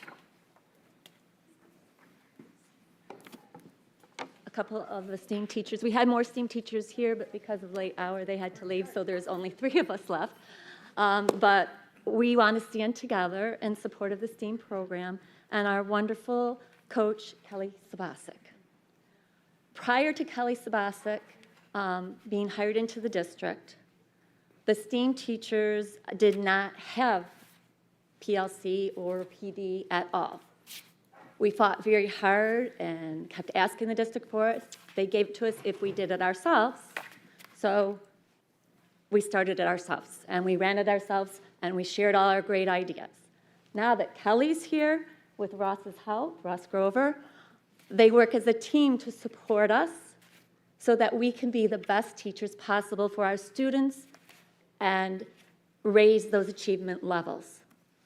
I want to comment on all the things that Kelly is asked to do, which she still stays cheerful, but I think there needs to be more than just one STEAM coach. First of all, she organizes all our PLCs, and we call her the PowerPoint queen because she is very detailed and has a set agenda, but yes, she has flexibility to meet our needs and always asks us, is there something you want to add to the agenda, or should we take this off and table it? That's showing respect for us as teachers and working as a team. The second thing that she does is she also chairs the elementary science committee. She's been instrumental in training at least one elementary teacher at each school to be knowledgeable in the NGSS standards and to have them go back to their schools and train the teachers at their school. That has been a huge commitment in addition to piloting the science programs this year. She was very instrumental in making sure that everybody had their questions asked, and she went to every school that was piloting and observed the teachers and asked if they needed anything to help them during the pilot program. That's still not all that she does. She is a member of this, she's one of the chairs of the STEAM committee, along with Ross, Amy Gwiz, Bob Addy, and Bob Harrison. This is a new committee. It originally started a couple years ago where it was just K through 12. It's now extended to pre-K through 12. And we've been working very hard all year on coming up with a 5-year strategic plan for pre-K through 5. It's still a work in progress, but this is the first year I think we really have gotten everything down on paper, and I feel like something is going to happen because I know Ross has been fighting for this for a long time. Thank you, Ross. And I hope she gets to see it in place before she leaves because I'm going to get emotional. So Ross was one of my go-to people. I started out. The 3 minutes is up. I'm sorry. Did any of you have a card? All right, so thank you. We just hope that the district provides support to all of our staff, like Ross and Kelly do to us, and that we can see changes to how staff feel in our district. Thank you. Thanks. Next, Sarah Webley, from an employee from Wyandotte, would like to come to speak to the board about teacher shout-out.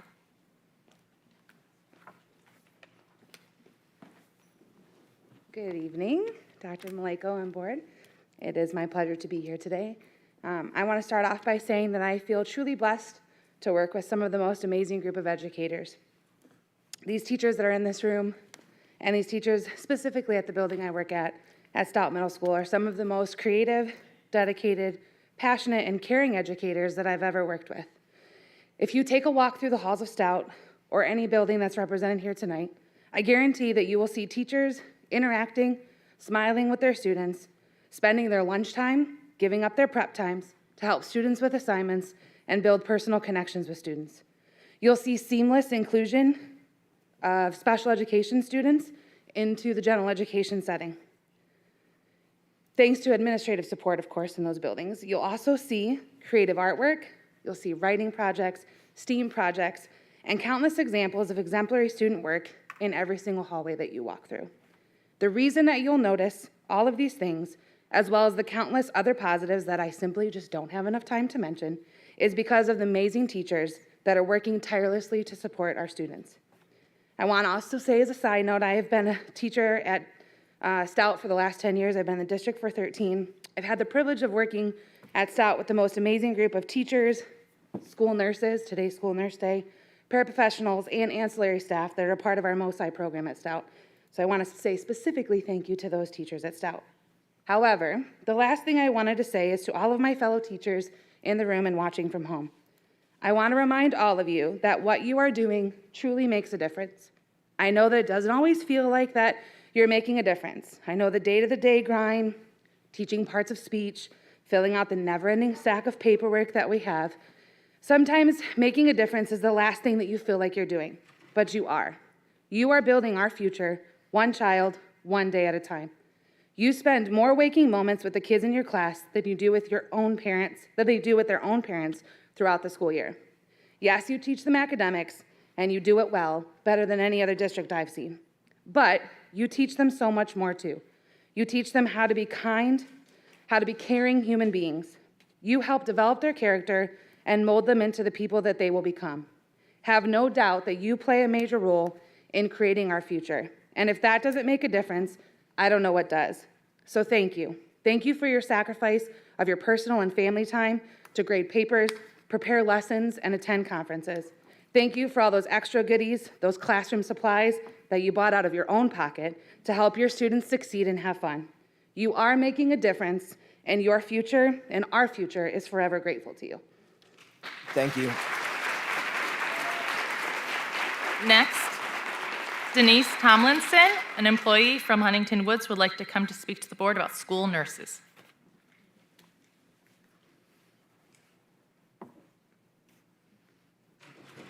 Good evening, Dr. Maleko and members of the board. I'm the teacher consultant for POHI and Assistive Technology in the district.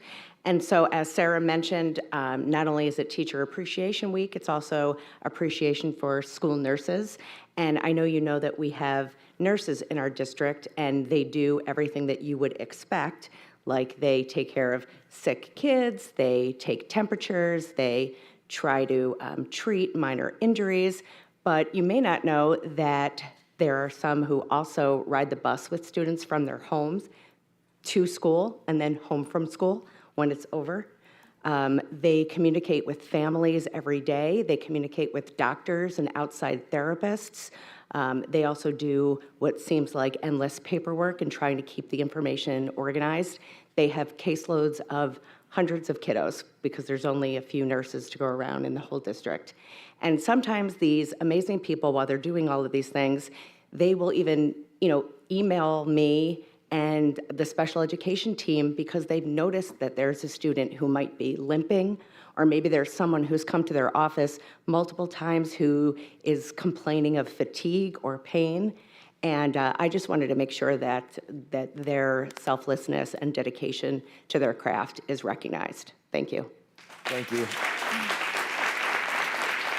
Next, Alan Huss, employee from West Bloomfield, would like to come to speak to the board about staff appreciation. Alan? Okay. Next, Stephanie Butler, a parent, would like to come to speak to the board about sexual education.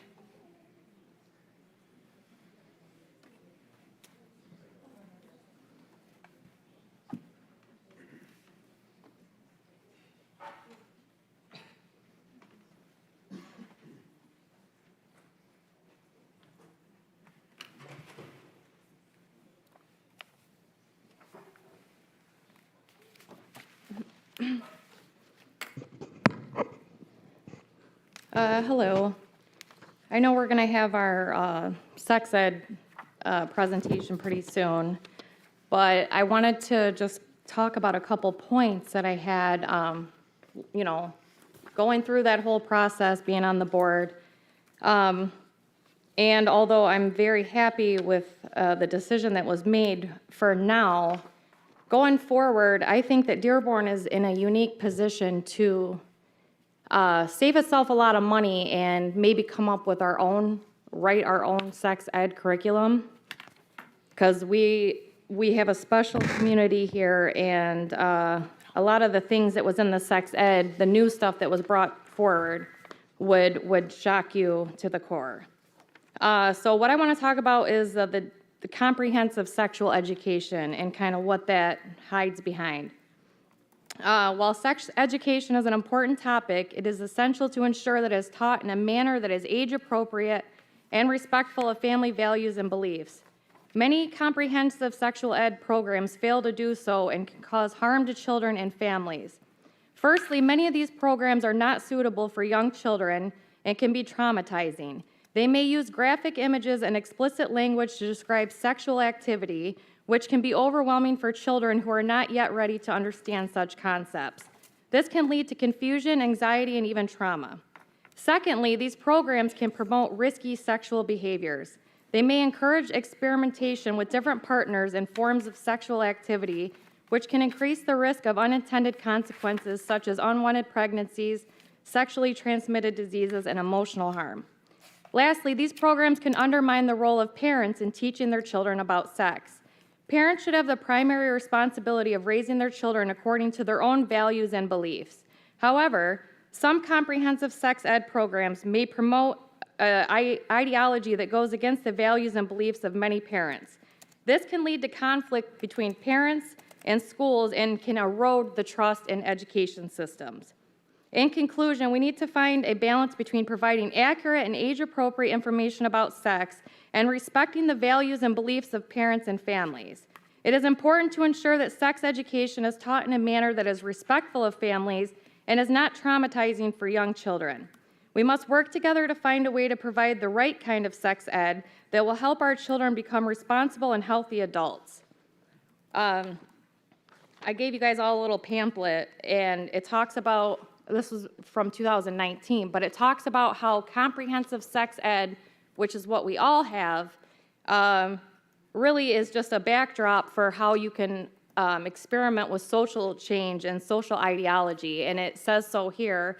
And lastly, most all the sex ed programs are funded by Planned Parenthood, who then go on to do abortion work, so it's a money-making business. So I suggest the board look at, in the future, maybe coming up with our own curriculum that's designed specifically for our district. The 3 minutes is up. Going forward with that. Thank you. Next, Crystal Paulson, a parent, would like to come to speak to the board about special education.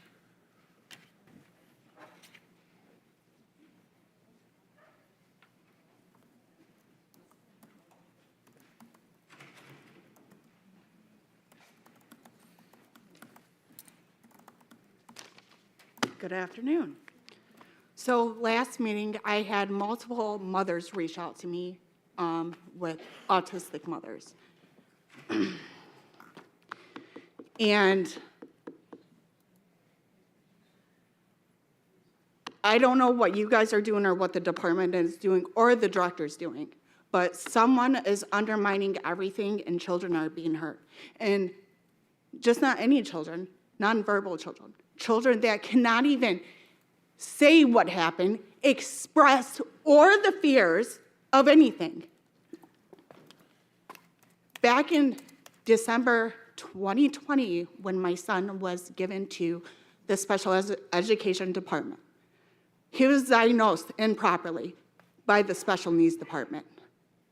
I wasn't happy. I sought elsewhere. And because I did, and I didn't give him to the special education department or the director or the autism coordinator, my son is now verbal.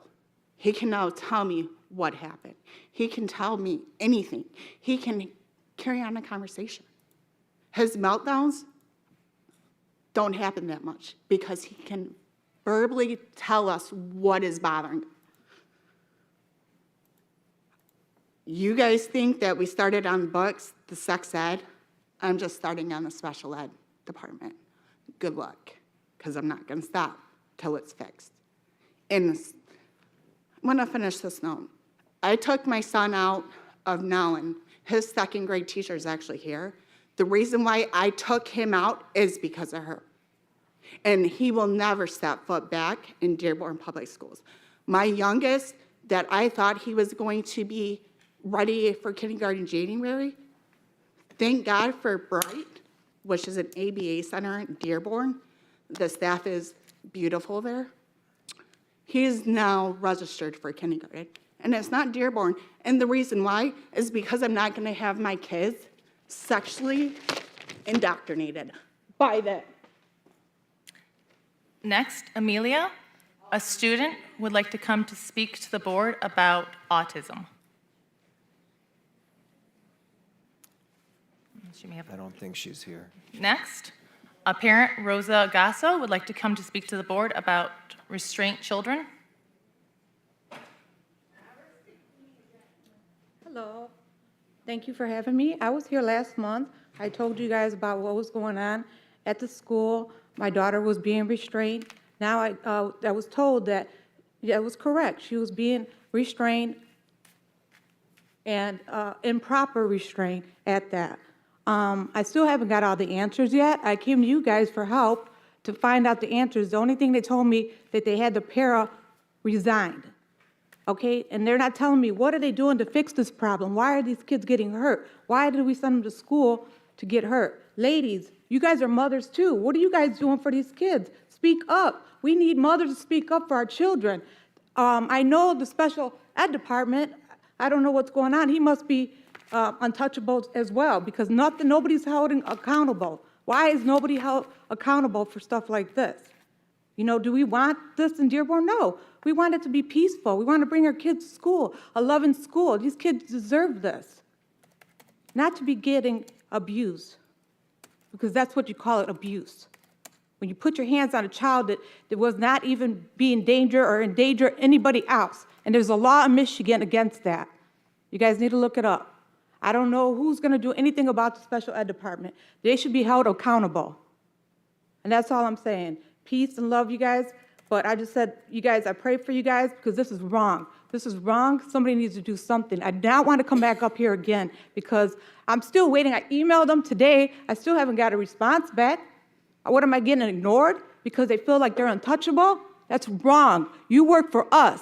I'm a taxpayer, and I want something done. You understand? Ladies, come on now. What are you doing for the children? Why are you guys up there taking up space? If not, you guys are mothers too. What are you guys doing? We're supposed to stick together and protect our children. Please, for God's sake. Thank you. The remaining blue cards that I have, they did not want to speak to the board, but I have their comments. So that is the end of the in-person blue cards. Okay. So I'll just go through. Jill Erickson, she's an employee from Canton. She said, I don't wish to speak to the board, but would like to make the following comments. We have very limited resources, support, but many of the teachers come together each and every day to support one another, and that's why I love McDonald Elementary. Next, first initial N, last name, I believe it's Bush, from Livonia, an employee. Thank you, Kathy Martin, for leading the DFT. Employee, Katie Fournier, would like, McDonald is a high-need building, and we do not have the support we need to meet the students' needs. We really need our ECS full-time. Next, a parent, no name, Dearborn. What is the outcome of the building condition at Lori? Next, employee, Haprit Shalil, apologies. Our staff and educators that watch over our children are doing a great job. I would like to express gratitude. Thank you. Danielle Macari, an employee. Kudos to my special ed staff who have had an incredibly challenging year, but still show up for the kids with a smile and work so hard every day. Lauren Trejo, from an employee. Shout out to all of the house special ed teachers and staff. Alyssa Coleman, employee, a big thank you and shout out to the amazing social workers at DHS and social worker at Salina Intermediate. Tracy Nichols, employee, in over 20 years of teaching, I am amazed by all our teachers give to their students, time, resources, funding to enrich their students' education and grow them into successful individuals. Berlin Beaver, an employee, our staff and the district are given limited resources and still able to soar with these students. Staff members give extra all the time. Thank you all for going above and beyond. Community member, Mariam Abadi, she named a teacher here. I can't say. Mrs. S., an impactful educator, leader. She loves the students, wears many hats, and does things not because she has to, but because she wants to. Make sure that the teacher does get a copy of that then. An employee, Mura Mashra, I'd like to shout out to the kindergarten team at McCullough for the tireless work they do for our kiddos and supporting the high needs we are seeing in these classes. The rest of these have letters attached. Meredith Gifford from an employee. Cheryl A. is one of the greatest teachers I've had the pleasure of working with. She says, quote, "I treat my students like I treat my own kids. High expectations, strict rules, but lots of love. I've seen it firsthand.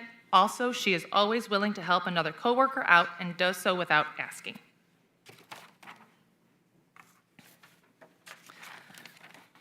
Maria Luliano, an employee. After 24 years in the district, I have been so lucky to have worked with so many incredibly hardworking teachers. This year in particular has been challenging. However, this teacher who I co-teach with shows understanding and never allows students to slack. He is stern when he needs to be, but always shows respect and grace to all students that walk through his door. Kudos to Mr. R for always putting students first every chance he gets. Next, Brad Neff, employee.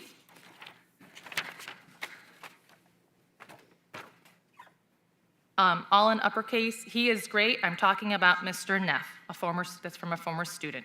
In the days of fake news and fake facts, some overlook the importance of libraries, even though most students fall in love with reading first, then learning. Next, Jennifer Waters, an employee. I'm new to the district, started in January 2023, and I work at Lori. I have the most supportive coworkers. They deserve kudos every day, from little things like moving middle schoolers through the hallway each day, advising on the day-to-day, to the big things like lesson planning, speaking to parents for me who don't speak English, I don't speak Arabic, or supporting behavior issues. I always have met wonderful new colleagues at other buildings during Solution Tree sessions. I am so happy to be a member of DFT. I couldn't ask for better coworkers, and they deserve wonderful working conditions and benefits so they can continue the very hard work they do each and every day for the kids and families in Dearborn. Employee, Beth Rona. Hello, I'm a special education department chair at Dearborn High and would like to give a shout out to the entire special ed team at my building.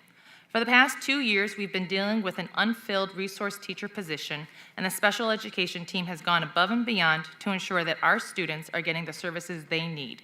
Taking on extra work in addition to their many regular duties has been difficult, and the DHS resource teachers should be recognized for their efforts. Our staff does an amazing job meeting the diverse needs of our special education population students, and they deserve kudos as well. Lastly, but not certainly least, the parapros at DHS have done an incredible job of supporting our most vulnerable students. They have also had the burden of multiple open positions over the past few years and shown great flexibility and compassion. The DHS parapros deserve many thanks for the extra effort they give on a daily basis.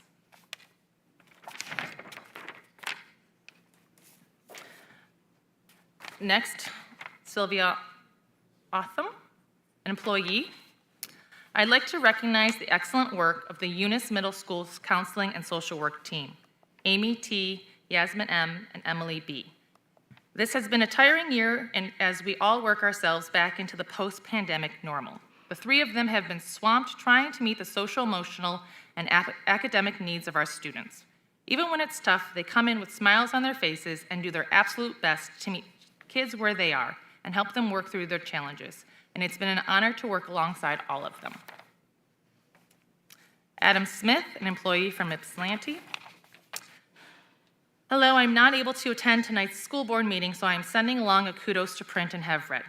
There's a lot about being a first-year teacher that feels like being thrown into the deep end without floaties on, but I've been so grateful to have the incredible teachers on my PLC there to catch me. Whenever teaching has felt tough or I felt frustrated, my PLC has been there to support me.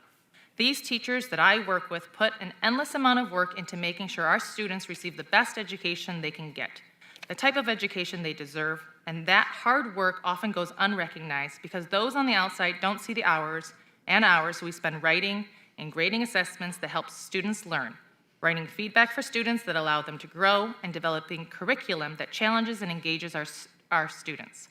I've heard so many stories of first-year teachers burning out just as quickly as they enter the profession, and I truly believe that I have my amazing PLC colleagues to thank for keeping me sane and excited to keep teaching.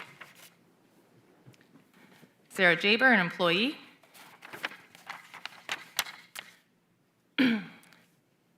Mrs. V at Dearborn High School. Your dedication and innovative teaching approach has not gone unnoticed, and I'm truly inspired by the way you incorporate social-emotional learning and culture into your math lessons. Your commitment to understanding and connecting with your students on a deeper level is truly commendable. By recognizing the importance of social-emotional well-being, you create a safe and supportive classroom environment where students feel seen, heard, and valued. It's amazing to see how you foster a sense of belonging and create opportunities for students to express themselves authentically. Moreover, your incorporation of diverse cultural perspectives into math lessons is a brilliant way to make the subject relatable and relevant to your students' lives. Your approach not only enhances students' mathematical understanding, but also equips them with essential life skills. Thank you for being such an amazing educator. Christina Robbins, an employee. Kudos to Stephen S., German teacher. This German teacher has been so helpful, sharing his material and teaching expertise. This teacher makes learning fun with a lot of energy, positive feedback, and laughter to make German fun. We are so lucky to have this teacher as part of our staff. Next, a former student and community member, Howard Maha. To the board, Dearborn Public School staff and community, I would like to give a huge shout out to Mrs. M for guiding me through the scope of the classroom and continuing to be a great friend, mentor, and educator. Thank you.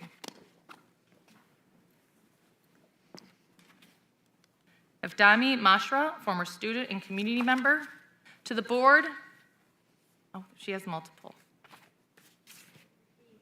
I'm sorry, he has multiple.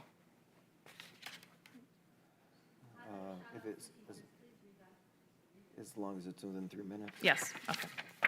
To the board, Dearborn Public School staff and community, I would like a huge shout out to Coach Hassan B., my favorite track and field coach and gym teacher in high school. His guidance during my commencement into college and advice that he continues to provide to this day is bar none. The relationship we maintain has been pivotal to my current success and for my aspiration of being a physician. He is the type of coach and educator I hope every student athlete can encounter at some point during this journey. And he has one more. A huge shout out to Mrs. Angela S., my former 5th grade teacher, who I still keep in touch with until this day. She went above and beyond to let all her students know that they are capable of achieving any goal they set for themselves. She is an embodiment of what every educator should be inside and outside of the classroom. Her dedication to her students and their lives is undeniable, and can't thank her enough for her impact on my life. Next, from a parent and community member, Iyas, I would like to give a huge shout out to Mrs. Miriam A. McCullough.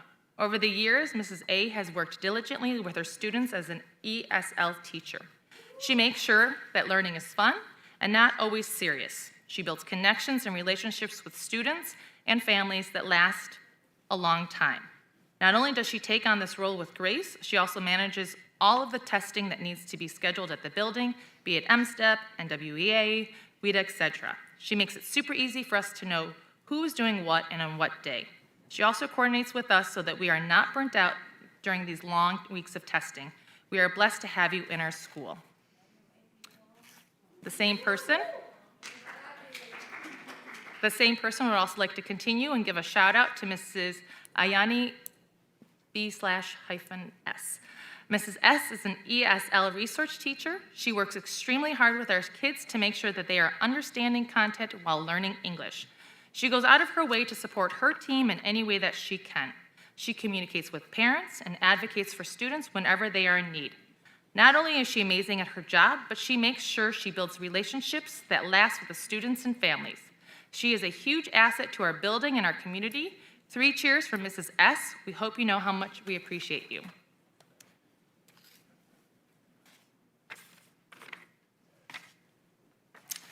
Ashmahan Mashra, parent and community member. I would love to give a huge shout out to Mrs. Laura B. from McCullough Elementary, our extremely talented art teacher. Mrs. B is passionate, dedicated, caring, and devoted. And over the years, I've had the pleasure of knowing Mrs. B first through my siblings as they have had her as an art teacher, my own children who have had her as an art teacher, and then through working with her as a colleague. Mrs. B goes out of her way to make sure that her students are engaged and excited in the art they create. To date, art is one of my kids' favorite classes, and when I speak to my siblings who have now graduated and moved on to graduate degrees, they still speak fondly about all the fun they had in art, as well as how much they appreciated Mrs. B's kindness. I've been at McCullough for 8 years, and over the 8 years, Mrs. B did not hesitate when I had an idea that incorporated art into core subjects. She made 2D robots that have moved to show the different types of energy. She has painted pumpkins into globes and charted the Columbian Exchange with yarn. And she has made 3D human body that shows the different human body systems we were learning about each week. The skeleton still hangs in the classroom. She has went out of her way to make lanterns to decorate for Eid, Ramadan with our students, as well as made personalized cards for various events in our building. Mrs. B deserves all the recognition in the world, and although this is a shout out, I hope she knows how many lives she has impacted over the years in a magnificent way. We have 3 remaining. Parent and community member, Zachariah. Multiple shout outs. Shout out to Mrs. S., who was an amazing 5th grade teacher this past year for my son.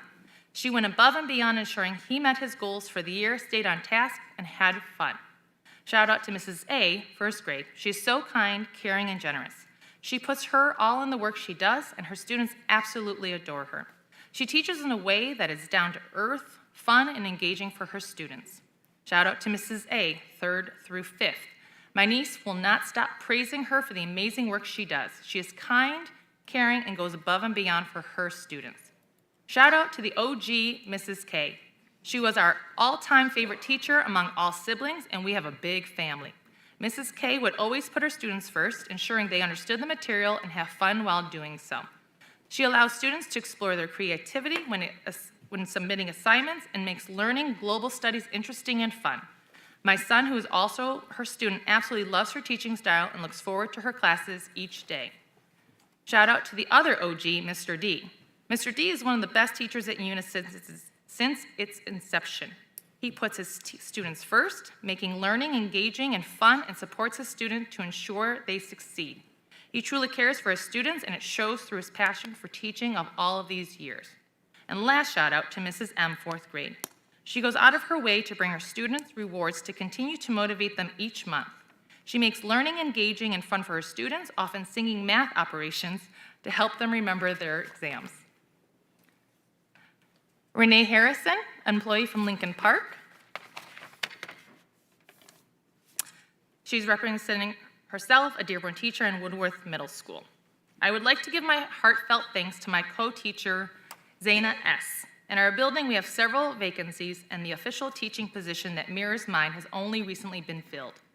Typically, it's been falling on the certified teachers on the team to come up with lesson plans for long-term subs, or whoever is filling the position, while we tirelessly search for teachers, which means that we are doing considerably more work to compensate for the vacancy. I'm so thankful to Zaina, who cares so much about her students and ensures daily that her students are given the same opportunities that my students have. She has fully immersed herself in my content area and is learning how to deliver the curriculum with fidelity, even knowing she could be moved in another position anytime. To say that it has completely disrupted her life to do this is an understatement. But she comes to work with a full heart and a smile every single day and works her hardest to make sure our students are not experiencing a disadvantage. She has done an amazing job removing the weight from my shoulders as well, as we work collaboratively in our PLC team. I do not feel the same burden I would feel with any other person covering the position on a temporary basis because she works extra hard to remove that by going above and beyond in her position. Thank you, Zaina, for all your dedication and care. I know the students feel it, and I want you to know that we all appreciate you so much. I would also like to thank the union representatives in our building for rallying each week to encourage, inspire, and motivate our teaching staff to advocate for themselves, each other, our students, our profession, and our community. They do such a great job, and I look forward to seeing these positive influences help shape the upcoming contract negotiations. Thank you. The last one, Melanie Klein, an employee from Canton. Several shout-outs. She would like to acknowledge the following DFT members for going above and beyond on a daily basis to support students, parents, and the Woodworth community. Abdullah A. Abdullah goes beyond the hours and requirements of a coach. He spends his personal time, including weekends, to serve as a mentor for our students and parents as well. He instills character in our students with love and care. Salwa M. Salwa is invaluable in contributing to our school's positive culture and climate. She's invested her own time during the summer months to strengthen positive parent partnerships and to increase parent involvement in the school. For example, she planned our parent education meetings and our first iftar dinner. In addition, she invited community members to volunteer as motivational speakers for our student. Zaina S. Zaina began the school year as a resource teacher and mid-year stepped into a vacant 8th grade science position. She arrives at the school early and stays late to support students on a regular basis, and in addition, she volunteers her time to plan parent education activities. And last, Jody T. Jody is a priceless asset to our school. She supports students and staff often by offering her knowledge to strengthen the MTSS process, and she gives of her personal time to establish the RTI process. We'll give you a second to. I appreciate that. Didn't have a drink. There was many comments made of appreciation from, call it one teacher to another teacher or staff member. So Dr. Maleko, could we please make sure that the teachers get copies of it so they can know the recognition that they're receiving? Additional questions or comments from trustees before we move on to the next action item? One thing that I'll bring up briefly, one of the comments was about Lori. Can you give updates as to what's going on with the building? Yeah, and I actually went out there last week. We had an update. Mark Andrews and Mr. Matisinski and Sean Donahue have been out there, and we met with the principal, and so they're happy with some of the progress that's been made. Ultimately, just like a lot of our other buildings, there's going to be a bigger question that we're going to need to ask, which will be next Monday. But as far as the stuff that they're able to take care of, we went in the auditorium, we walked around, we toured, and there's a lot of, they had actually had it scheduled during spring break, because obviously they can get more work done. So it was actually pre-scheduled prior to even, hearing from the board meeting. They had some work that was scheduled, but I think they added some additional items when we went out there. So I think there's been good progress out there. Okay. Yeah. Any additional items from the board before we move to the next item? All right, next item, please. So under citizen participation, we have non-agenda items for action or board follow-up. That's what I think we were just. Okay, just wanted to make sure. Yeah. Do you want me to circle back to the top I think minutes would be the next. I'm sorry? Minutes? Did we already do staff recognition? Nope. Staff recognition, liaisons, and social responsibility technicians. So I'm not sure who's still here. I believe Zainab Ali, are you here? So I think a lot of people that were supposed to be here might have left. I saw a few people. Zainab Ali, she's the Etzel Ford High School Community Partnership Liaison. Samira Deklalla, Social Responsibility Technician. Mohammed Sabra, Dearborn High Student Services Liaison. Sana Hamadi, I know that she was here and she had to leave. She's a Salina Elementary Parent Outreach Mentor. And also Kalthum Nasser from Woodworth, the Social Responsibility Technician. If anyone's here, please join me. If not, I have certificates and we'll send them to everyone as always. This evening, the district would like to recognize and thank the staff that fills the following positions: District Liaison, Student and Family Services, Student Services, Parent Tech and Intervention Liaison, Community Partnership Liaison, Parent Community Liaison, Student Services Liaison, Parent Outreach Mentors, Social Responsibility Technicians, and Student Empowerment positions. The variety of positions all have a common quality and a superpower in common. Each day, they are the threads that ensure yet another layer of connection, support, connection happens among all the stakeholders of Dearborn schools. They are yet another layer of the solid foundation that bridges parents with teachers and students with administrators, administrators with parents, and so on, for the purpose of providing students and families with the highest quality of ongoing communication so that everyone may understand and be understood better. Their position requires them to apply much flexibility, patience, thoroughness, persistence, and heart to each of their interactions for the social, emotional, and academic well-being of our students. A gigantic thank you to the staff in these positions for going the extra mile for student success, parent relationships, and education, and so generously giving your attention where it's needed most on any given day. Thank you all very much, and you'll get your certificates. Thank you very much. Next item. Approval of minutes. Approval of minutes of the following Dearborn Board of Education meeting, Policy Committee meeting, April 10th, 2022-121, and regular P12 meeting, April 10th, 2023, Board Report 22-122. Recommended action, make any necessary corrections, and move approval of these minutes. So move. Support. Motion by trustee D'Ambrosio, supported by trustee Petlicoff. Any corrections that need to be made to any of the minutes from the trustees? Seeing none, may I attach unanimous roll? All right, so be it. Next item.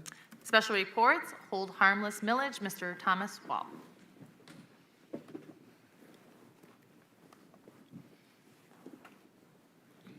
Good evening, President Thorpe, Dr. Maleko, and members of the board.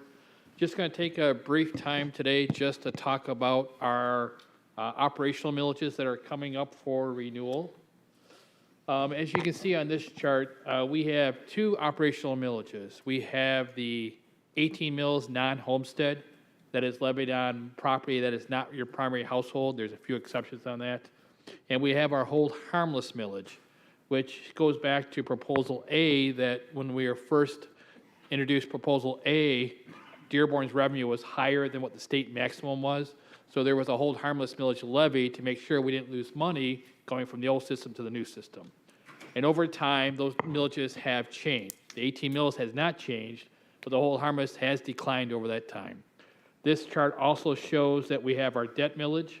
So that shows you a portion that's in the light blue in that section. The hold harmless was yellow. And we've already covered that there was a state law change in 21 where they actually changed our funding model for that single year. And for us to get our maximum foundation allowance, we were supposed to reduce our hold harmless millage. And obviously they didn't tell us till November. Since majority of our tax base is in the summer, we still levied that millage. Instead of giving 100,000 people a tax refund that year, MD says don't levy it the following year, and that's why you don't see a yellow line in the 2022 school year, and then back in 23 it will come back into play. So that's just a quick showing of the graph. So the key points here is that Proposal A started in 1994. We renew that operational millage in Dearborn every 10 years. And so coming up, we've done it twice already, the renewal. We had to do it originally back in 1994. We did it in 2004, 2014, and now for 2024, our current operating millage of the 10 years for both the hold harmless and the operational 18 mil millage is going to expire on June 30th, 2024. So I need to put that on your agenda and make sure the public's aware of that. That roughly makes up a little about $42 million of our money for operational just in the general fund. It's not dealing with the debt fund millage, that is totally separate based on voted bond issues, but for our general operating funds. The state assumes that if we don't levy this millage, that the state does not make up the difference. So there would actually be an actual hard loss to our budget of roughly about $43 million in the 24-25 school year. So we still have, a little over a year to get that through the process. I do have the, excuse me, the debt millage is listed out there also. So just a reminder on the debt millage, the debt millage is scheduled to go down next year. Right now we're at 3.5 mils. It is scheduled to go down to roughly about 1.3, 1.4. We don't actually know the exact millage until the taxable values come out from Wayne County. They're supposed to be released after March 1st, but Wayne County has always been very late on that, so we'll hopefully get it sometime mid to late month this year, this current month, and we'll have an idea what that final millage rate will be. Just be aware that for legal purposes, if we actually go out to vote for approval before June 30th, 24, it's considered a renewal. If we do it after June 30th, 2024, it's considered an increase, just because the actual date of the current millage expires on June 30th. Does it make any impact on what our tax base, what our taxes we collect will be? That doesn't change. It's still that $43 million, but it's a change on what the language will actually say. Also, on the last line there, I have a link to election dates. Back when they did a lot of the election reform, they limited the number of dates. And if we go out for an election that doesn't already have an election on it, we have to pay that cost. And that could be anywhere from $140,000 to $200,000, depending on the overtime at the local city level.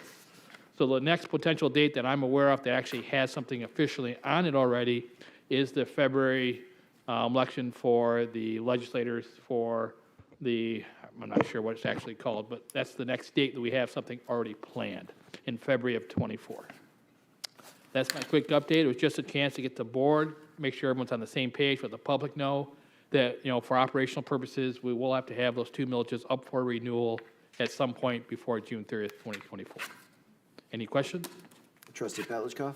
A couple things. One, first I want to remind everyone that the majority of that 42 million that is generated from these hold harmless millages is coming from the non-homestead, which means businesses. Correct. Not from your personal home that Right, you're that residing 36 in. million of the 42 Right. is on the 18 mills for non-homestead property, which is your businesses, your apartment complexes, second Rentals. home, or some to the front. Right. The other question I do have is, do we traditionally, are those two separate ballot? Yes, they do have to language? be 2 separate ballots, but Right. usually we have done them at the same time. But we do them at the same time, so that if you vote for one and not the other, we could still potentially lose. Yeah, we would have an impact to our budget, that Right. we'd have to address that budget. Right, okay, thank you.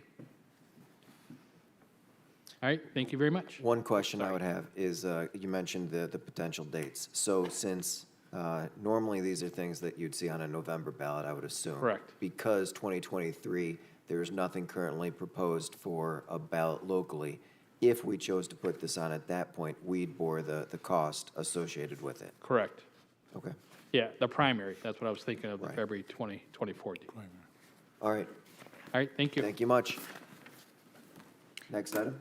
Next, another presentation by Mr. Scott Hummel and Ms. Katie Hetrick, Sexual Education Advisory Board Report and Recommendations.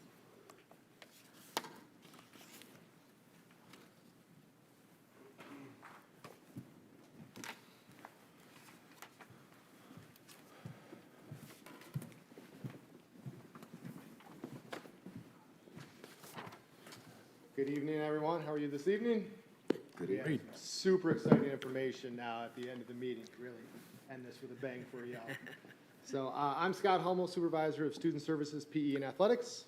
I'm Katie Hetrick. I do work in the district, but I ended up as co-chair of the committee because I have a long parental involvement, including currently being the EDSA Board PTSA president.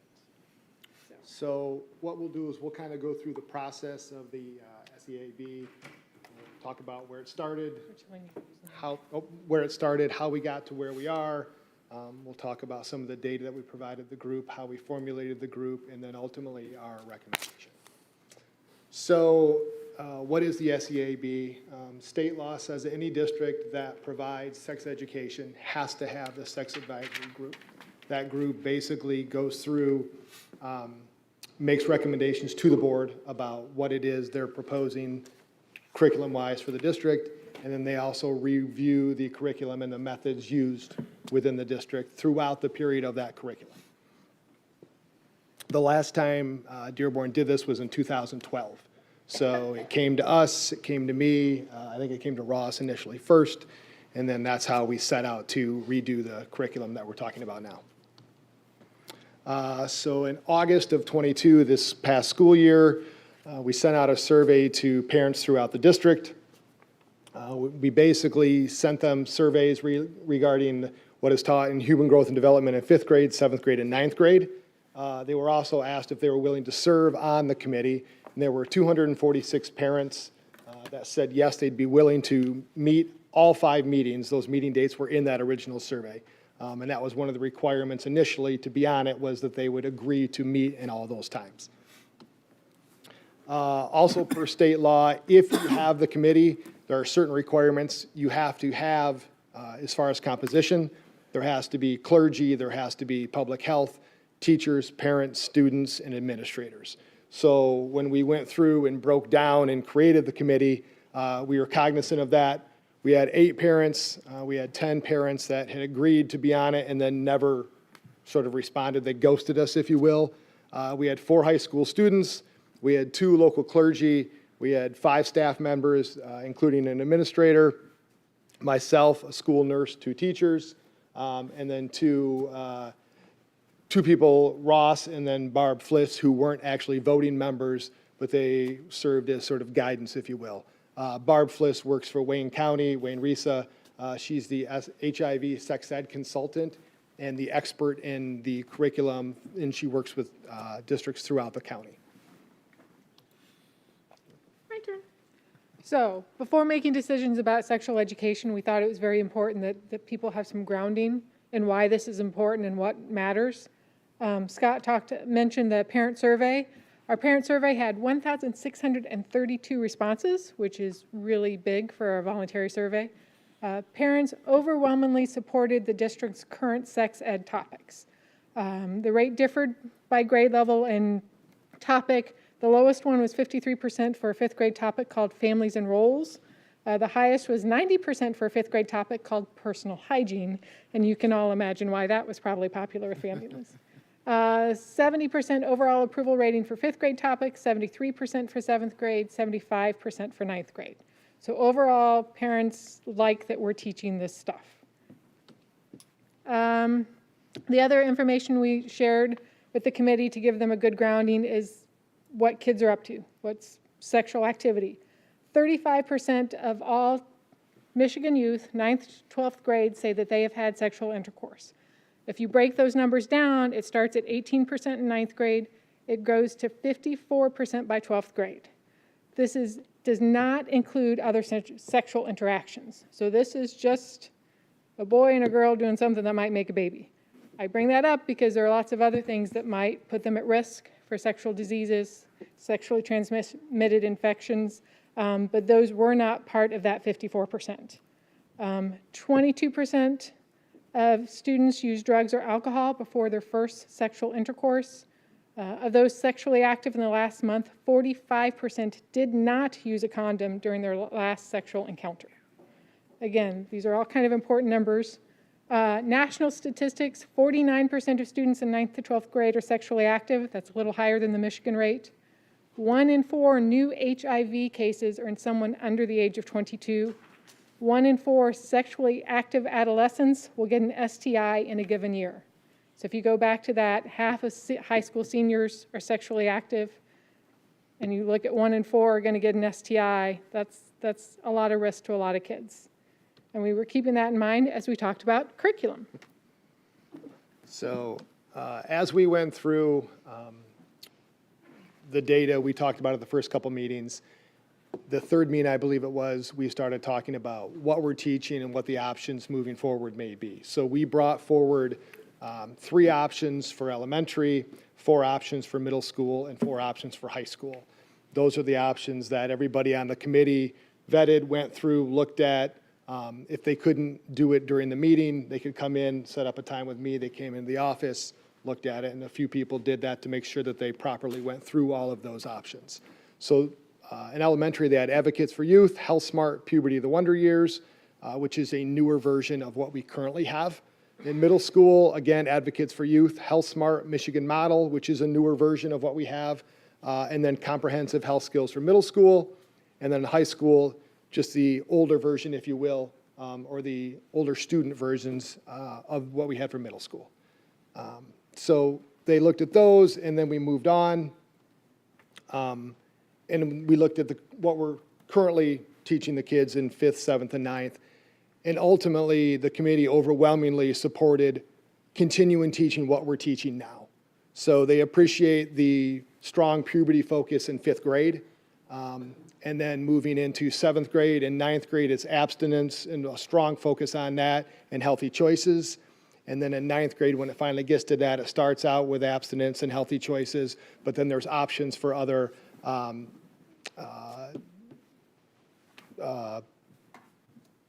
there it is. I'm like, yeah, sorry. Other options for birth control and things like that in the high school. So the committee appreciated what's being taught now. They appreciated the way it's presented, and they appreciated that it's strongly focused on abstinence in the later grades and puberty and hygiene, like the 90% was in elementary. So just to give you a background on what that actually looks like, in 5th grade right now, there's an HIV lesson, and the HIV lesson is actually mandated by the state. So there's that, and then there are 8 lessons in the curriculum that we have, and actually lessons A5 and A6, they only get 1 of those, so there's really only 7. Obviously, the males get the growing up male, the females get the growing up female. When they go into middle school, there are 9 lessons. One of those, as you can see, there's not a number 8. The number 8 gets thrown out. That's the condom lesson. We've never taught that. So there's 8 lessons that they have. It's the Michigan model. It's a big blue binder, and then that's what we're teaching now. And then for high school, it's a Safer Choices books. There's 10 lessons in that. And again, it starts out with healthy choices, abstinence, and then it gets down into using protection if it gets to that point. So the committee came up with some other recommendations that they would like to see as well. One was to make sure that we use multiple methods to make sure all parents receive the opt-out form. Some parents were concerned that maybe all the parents weren't getting that. It's not an issue I personally ever had, but so email, Schoology, paper forms sent home with students, especially the elementary kids. Another suggestion was to survey teachers and students after the lessons to gather their input on the curriculum, kind of what they thought worked, what else they might like to see. That could be reported back. The SEAB is supposed to get reports every couple years on what's going on with the sex ed curriculum, so that could be part of those reports.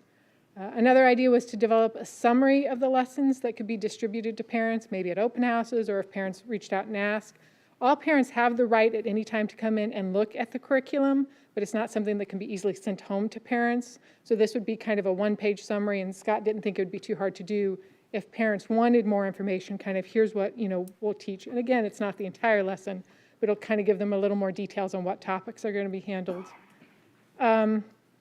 As Stephanie mentioned earlier, there was a discussion about maybe having the district develop its own curriculum that kind of meets what we want to teach, maybe a little modernized over what we have now.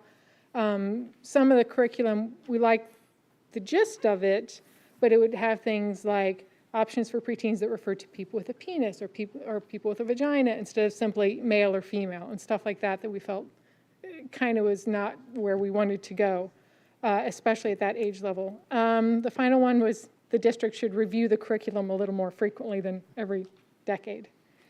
So we also have an official report you guys may have already seen.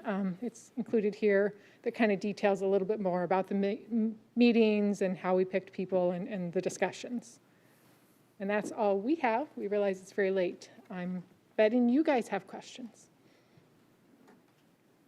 Trustee Barrett? Sorry, so you're in first, go for it. It's fine, thank you. The stats you put out there, students at risk, you put the Michigan Youth and the national stats.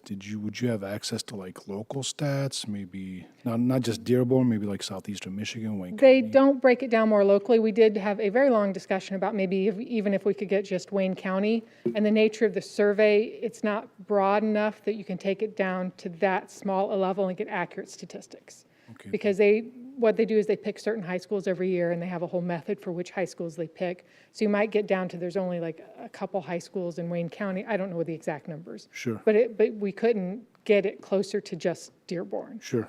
I got a couple more questions. You said we could survey after the class. What else they would like to see, the teachers and the students? I mean, is that information that's going to change the work of the committee? Well, it could inform the next committee. you know, we had 4 students on our committee. One of them came to, I think, every meeting, almost every meeting. He offered some great insights. And one of the things he said repeatedly is kids are talking about this a lot more than you're giving them credit for. So a survey like that might just say, you know, we had some committee members that felt very strongly that sex should not be taught in 5th grade. And he was arguing, the student was arguing, they're already talking about it, and you're kind of doing a disservice by not. So the thought with the survey, and I don't know exactly how we do it, is it might give us a better feel for what kids want to know. Maybe things they're asking in class, or maybe things they're not comfortable asking in class, but are we really giving them the information they want and they need? So I do agree with what you said. This should be reviewed more often than 10, 11 years. So what I'm hearing you say, what the surveys come back with, this is information that would be put on hold until the next committee meets. Okay. Right. The district on its own isn't supposed to change the curriculum without going back to the advisory board. Thank you very much. That's the one to get the books, or maybe state mandates. If there's any changes before the next committee meets, are we obligated to? Changes in what? Let's say the state decides to do something crazy, like there's a lot of crazy stuff happening in Lansing now. So the HIV lesson is the only thing mandated by the state at each level. Okay, So the districts can choose to or not to teach the human growth and development. okay, So the state basically provides the districts that option. And if we choose that we want to do that, that then enacts the SEAB, and we have to go through this process. Great. So there hasn't really been any change in that all along. It's basically you must teach the HIV lesson, and then if you choose to teach the human growth and development, which the vast majority of districts do, then this is the process you have to follow. There hasn't been a lot of change in that process throughout recent history at all. okay. And the first part of the question was like books, like if a publisher decides to change whatever. So there are updated versions of those, and those were some of the ones that we actually showed them. And the updated versions weren't preferred by the committee. The committee prefers to stay with what we have for whatever reason. So yes, there are, but we don't have to go to those new versions if we approve the old version. Like we can ask, but then that has to come from the committee before it would come to you. It can't just be, hey, can we do this? It's got to come from the committee to come to you. We're not really using books right now. Mostly it's copies and handouts of what we already have. Okay. So we're not, you know, it's not like we can't order more books. We have the handouts and we just keep making copies. Okay. So from what I'm understanding, any changes, anything to curriculum, you have to call for the committee to meet again and approve. Right. It would have to come to the committee. The committee would have to go through whatever change they were looking for and then present that back to the board. Thank you very much. Any additional questions? Does that cover yours? I'm all set. All right. Thank you. Trustee Watts? So going back to that, in terms of if we were to use an updated version, would we then have to create a whole new committee? Or how long does a standing committee, how valid, or how, do they have an expiration? So the committee, in theory, just meets every couple of years, goes through the data, and then looks at what they have and then where they want to go. And if they say in 2 years, this is what we want to do, then on we go. If they say at that point, you know what, we really want to change to fill in the blank, whatever curriculum, then that's something that would come through the committee back to you again. So the change would be initiated by them. So does the committee then stay intact? I guess that's what I'm asking. If people choose to stay on it, yes. And then if they choose to step down, would we have to open it back up to the public? In And start the whole process? In theory, yes. I mean, I guess it depends on the number of people, and as long as we're adhering to the clergy, public health, teachers, administrators, students, parents, like there's set numbers for Right. those. So as long as we have those, then you could continue. If at some point you get below those numbers, then you would have to start pulling new people in to stay in accordance with that. Okay. And I think the other two things I had were just more comments. I think part of this, since the last time it was updated was 2012, Yes. I feel like that's maybe something that we could do maybe every 5 to 7 years.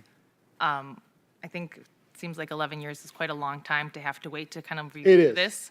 And then the other thing is, I know that we see that we had a lot of people volunteer, but then the commitment seemed to be an issue.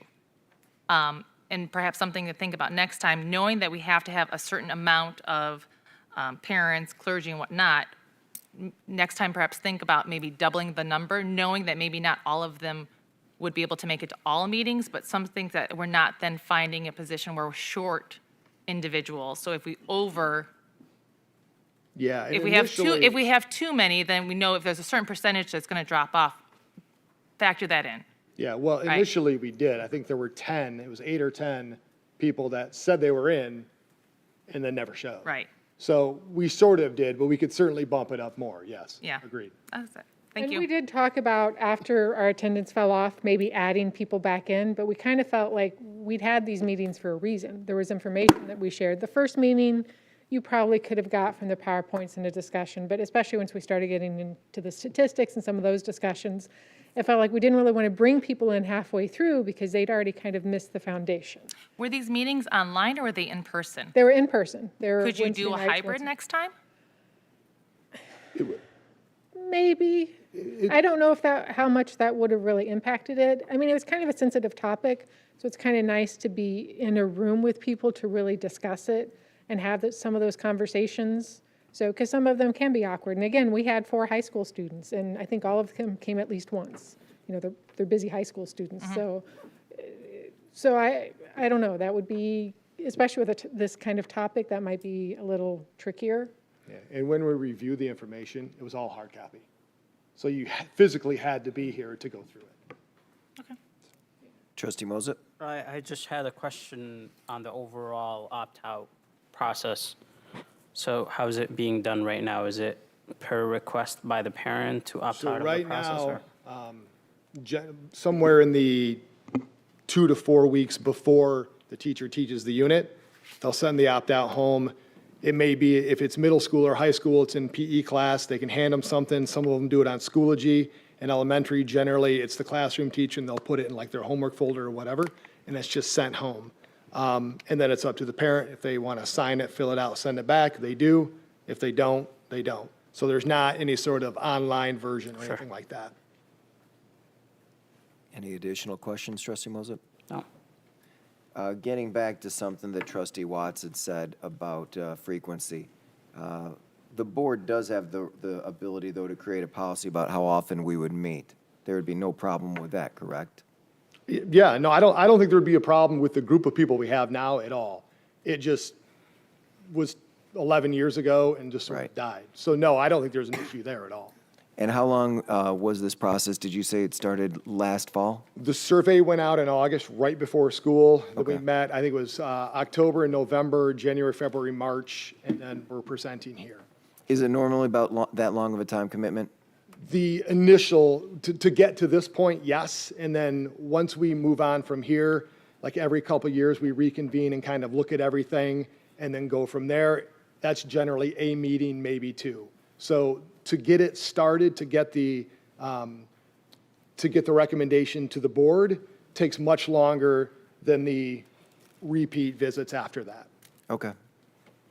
Thank you very much. Yeah, and one more thing, if I may, real quick. I will say this committee, as I'm sure you're all aware, had strong opinions on all sides of the aisle. And I will say at the end, they all came to a common choice. Like, we all figured out a way to get to where we wanted to be, right? So I just wanted to say kudos to all those people, because nobody really won in this deal, right? Not everybody got what they wanted, but we all came to a middle ground and figured it out. And I just wanted to say thank you to everybody that was involved. Glad That's we very came to a encouraging. compromise. Thank you. Yeah, Thank you. thank you. At this point, we need, I'd like to make a motion to extend the meeting for Thank you. 15 minutes. Support. all right, we've got a motion by Trustee McDonald, support by Trustee Barry to extend the meeting for 15 minutes.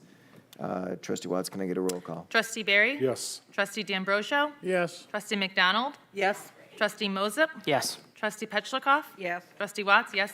President Thorpe? Yes. All right, next item. Action items. Are there any agenda items on this agenda which board members or the superintendent wish to discuss and vote on separately? If there are, we will exclude these from the motion below. President Thorpe? Trustee McDonald. Item number 10, the electric bus, or the bus electrification and sustainability.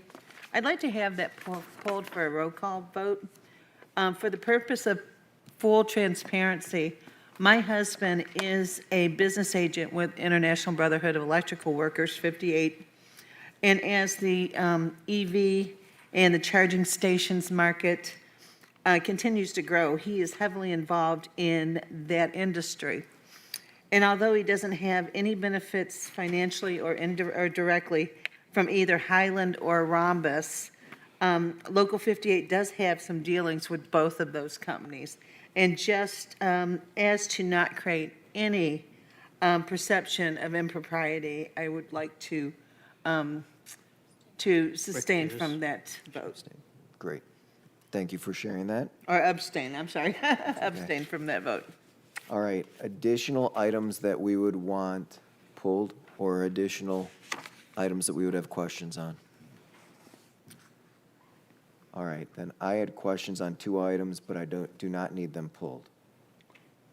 So they would be on items 4 and 9. Okay.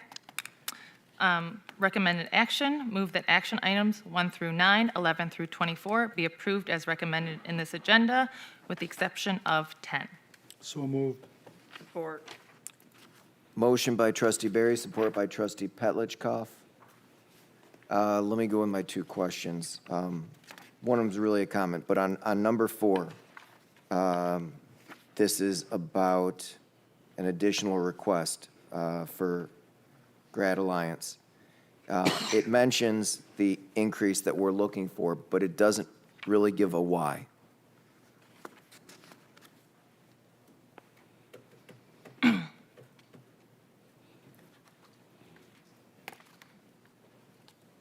knew you were going to ask, or somebody was going to. So I can tell you the Grad Alliance price increased between last calendar year and this calendar year. It went from $400 a student per month to $496. So that's one reason. During the school year? No, we knew about that going into this school year. So at the close of last school year, they said July 1st, the new prices were active. We knew about that. But we're unsure how many students were going to be coming in and out, and the length of time that it was going to take students to be, or that students were going to be in there. I remember at the beginning, not this year, but last year is when we started, so it started pretty slow with how many students we were there. So the original estimation was based off of what we knew at the time, and we underestimated how many students were there and what the cost was going to be.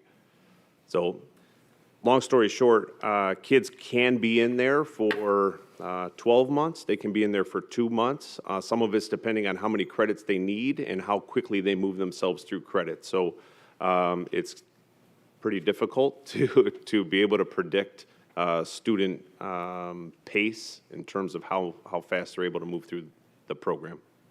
So going forward then, is this kind of a moving target that we're having to estimate each year as to how much we need to approve for the following school year? So I think the total amount here is 820 is pretty accurate going forward as long as their prices don't change. I have mentioned in board briefs previously that we've had some internal conversations about possibly bringing some of these students in-house, adding to, they're already under our umbrella, Magnet High School, and not necessarily sending them directly to Graduation Alliance, but creating a portion of Magnet High School that might be able to serve these students as well. For some of our students that are in their 4th year, that are pretty close to graduation, we've had a lot of success. For some of our students who are in 3rd year and don't or have struggled, we're not showing the same amount of success. So we're looking at possibly adding on or enhancing an offering at Magnet High School to use Edgenuity E2020 to provide a hybrid-ish opportunity for some of those students to see if we can better meet their needs. So this is for an additional 100,000 for the current school year? Yes. But you're going to be probably coming to us in the next couple of months for the 2023, 2024? Correct. So that's what I'm alluding to, is when we approve that one, it's going to be an estimate based on what we think. Correct. And we could have a similar issue a year from now if there's more students or the rate goes up. So my hope is to not be here at this point next year. I'll ask for worst-case scenario, which is kind of the numbers that we have had for about 18 months have been pretty consistent. We know what the pricing is. The money is coming out of 31A. Remember the FTE. We're able to collect full FTEs on these students. So we're still cost positive for these students at about 35% of the cost. But yeah, going into next year, we'll ask for this full amount, knowing I feel pretty confident that through Magnet and through us calibrating kind of which students are and aren't successful in Graduation Alliance, that we won't be here again. But I'm not going to bet anything on it, so. Thank you. You're welcome. On action item number 9, it's more of a comment that a proposal or an action item is being brought to us to begin using a new bus service for a portion of our students. If I'm correct, this is going to be the third vendor we've used in 3 years if we move forward with this. Does that sound right, Dr. Maliko? I can't, We had yeah. Trinity, the National Trail, Trails. okay. And that's a lot of change in a short amount of time. I see that the committee believes strongly in this, but all I would say is that families are creating relationships with these vendors, and I have to assume that that means new drivers, perhaps new bus aides, I don't know. But that's an awful lot of change in a short amount of time. So I hope we don't have to keep getting a different vendor from year to year for different reasons. We hope we keep on improving our ability to serve our students with our own transportation Correct. at some point. That was it. Oh, Trustee Barry? Yeah, and I just want to follow up what Trustee Petrikov said. We had this discussion a few years ago that we need to start going that way, but I haven't seen any changes. Yes, this is the third vendor. Just because we're changing vendors does not mean that, this is an improved process. Are we changing vendors because something happened? It just makes it easier for us to say, hey, we need to move on. We need to keep an eye on that thing. I would love to see us go back to, maybe fully.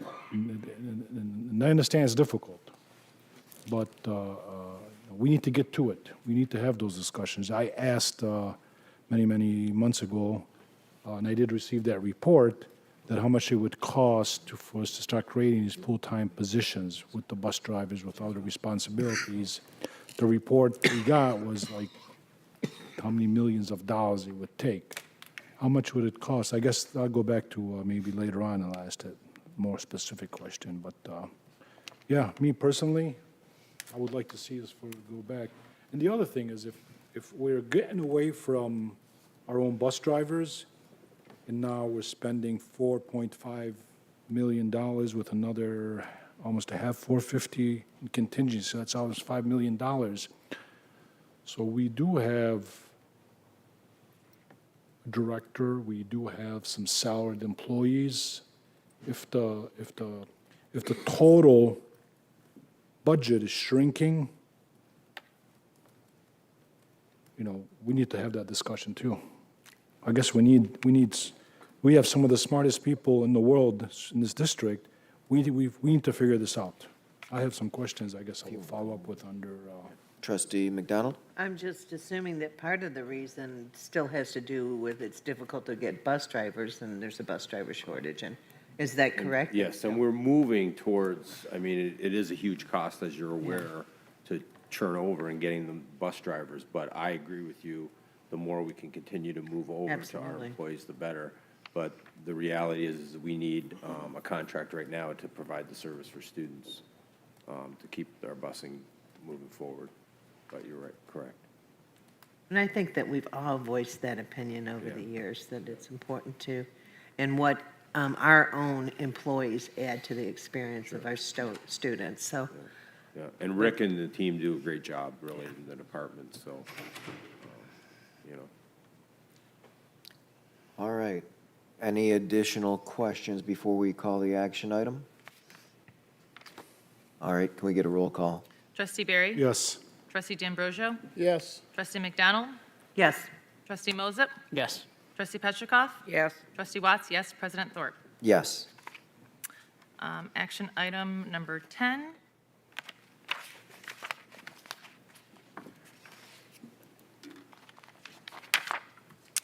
Recommended action, it is recommended that the board approve the bus electrification and sustainability program to Highland Electric Fleets, Inc. in the estimated amount not to exceed $265,000 and the 15-year estimated amount of $4,938,012 with legal counsel approval of the final contract agreement per board report 22-129. So moved. Support. Besides what Trustee McDonald had stated, any questions, comments on this before we move forward with the motion? Trustee D'Ambrosio. One question I have is basically, the safety of our children, and are we going to be able to teach our fire department and our own people how to deal with a fire that would happen on a bus? Because currently, right now, we don't have that in place, neither in our local fire department nor in the school. I was told by Chief Murray, I already asked him. Telling you, they don't know nothing about it. Underneath the RFP process, we specifically talked about training. They will provide training to, obviously, to our personnel and first responders as part of this program.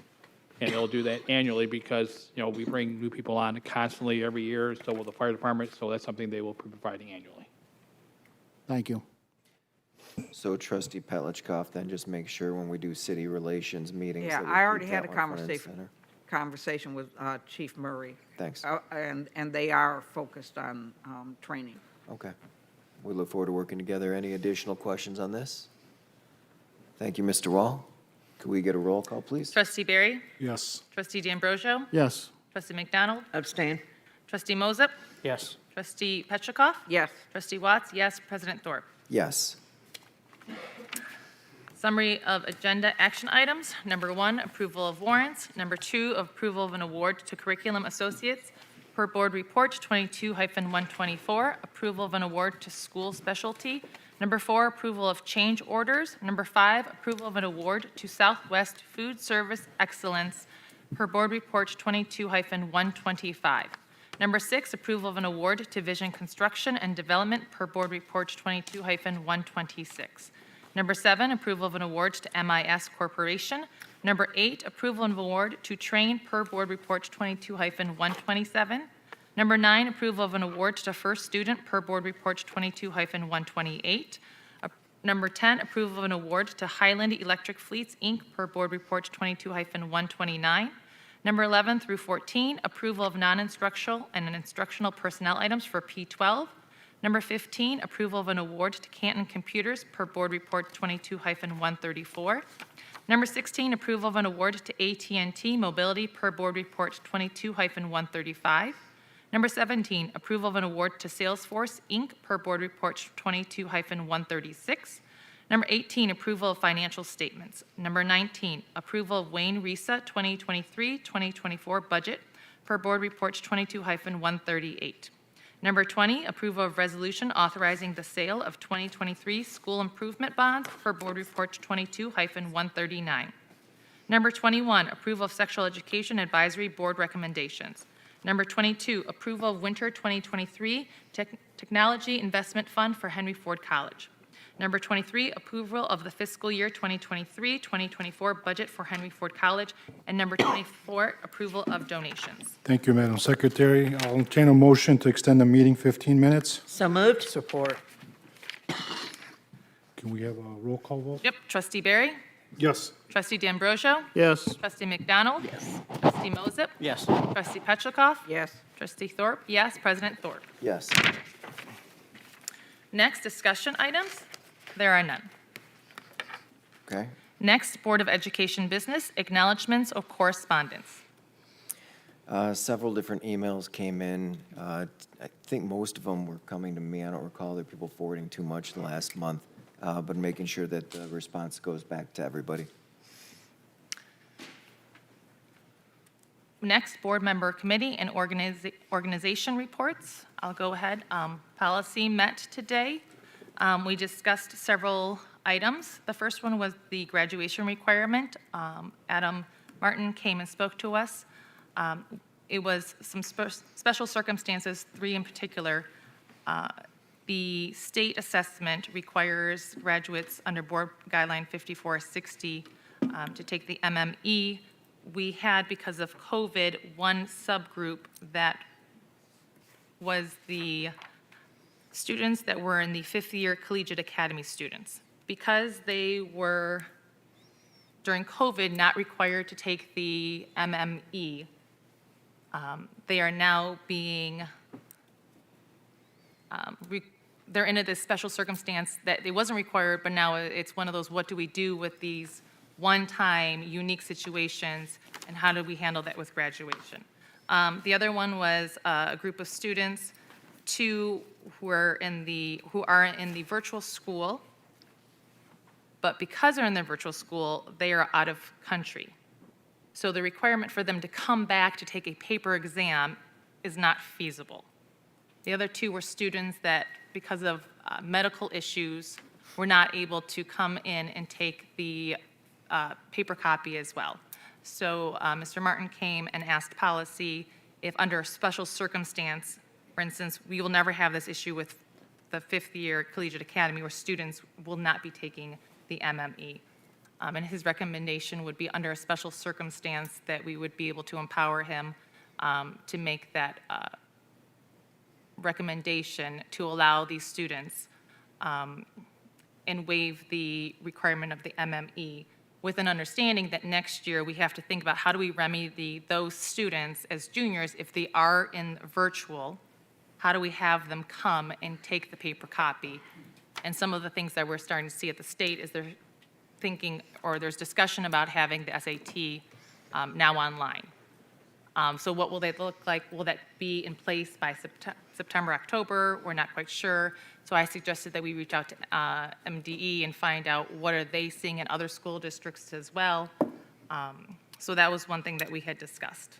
The second thing was with the Elliott Larson Civil Rights Act passed, we looked at which policies needed updates. Most of the policies that we had highlighted already spoke to the Elliott Larson Act that established those rights, but they were already in our policies to begin with.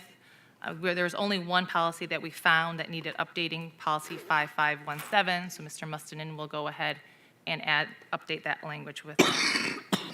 The other thing that we discussed was school names, mascots, colors, and logos, the guidelines for that.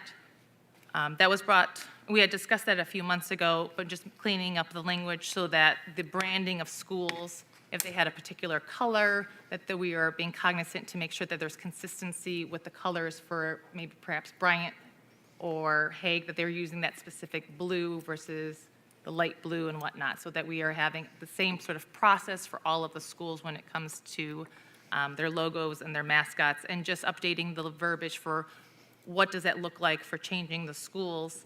And there was always this unwritten process of creating a committee, but now we actually have verbiage that speaks to that, so that in sort of intrinsic knowledge is not held with just any one individual. The other thing that we discussed was the dress code would be updated.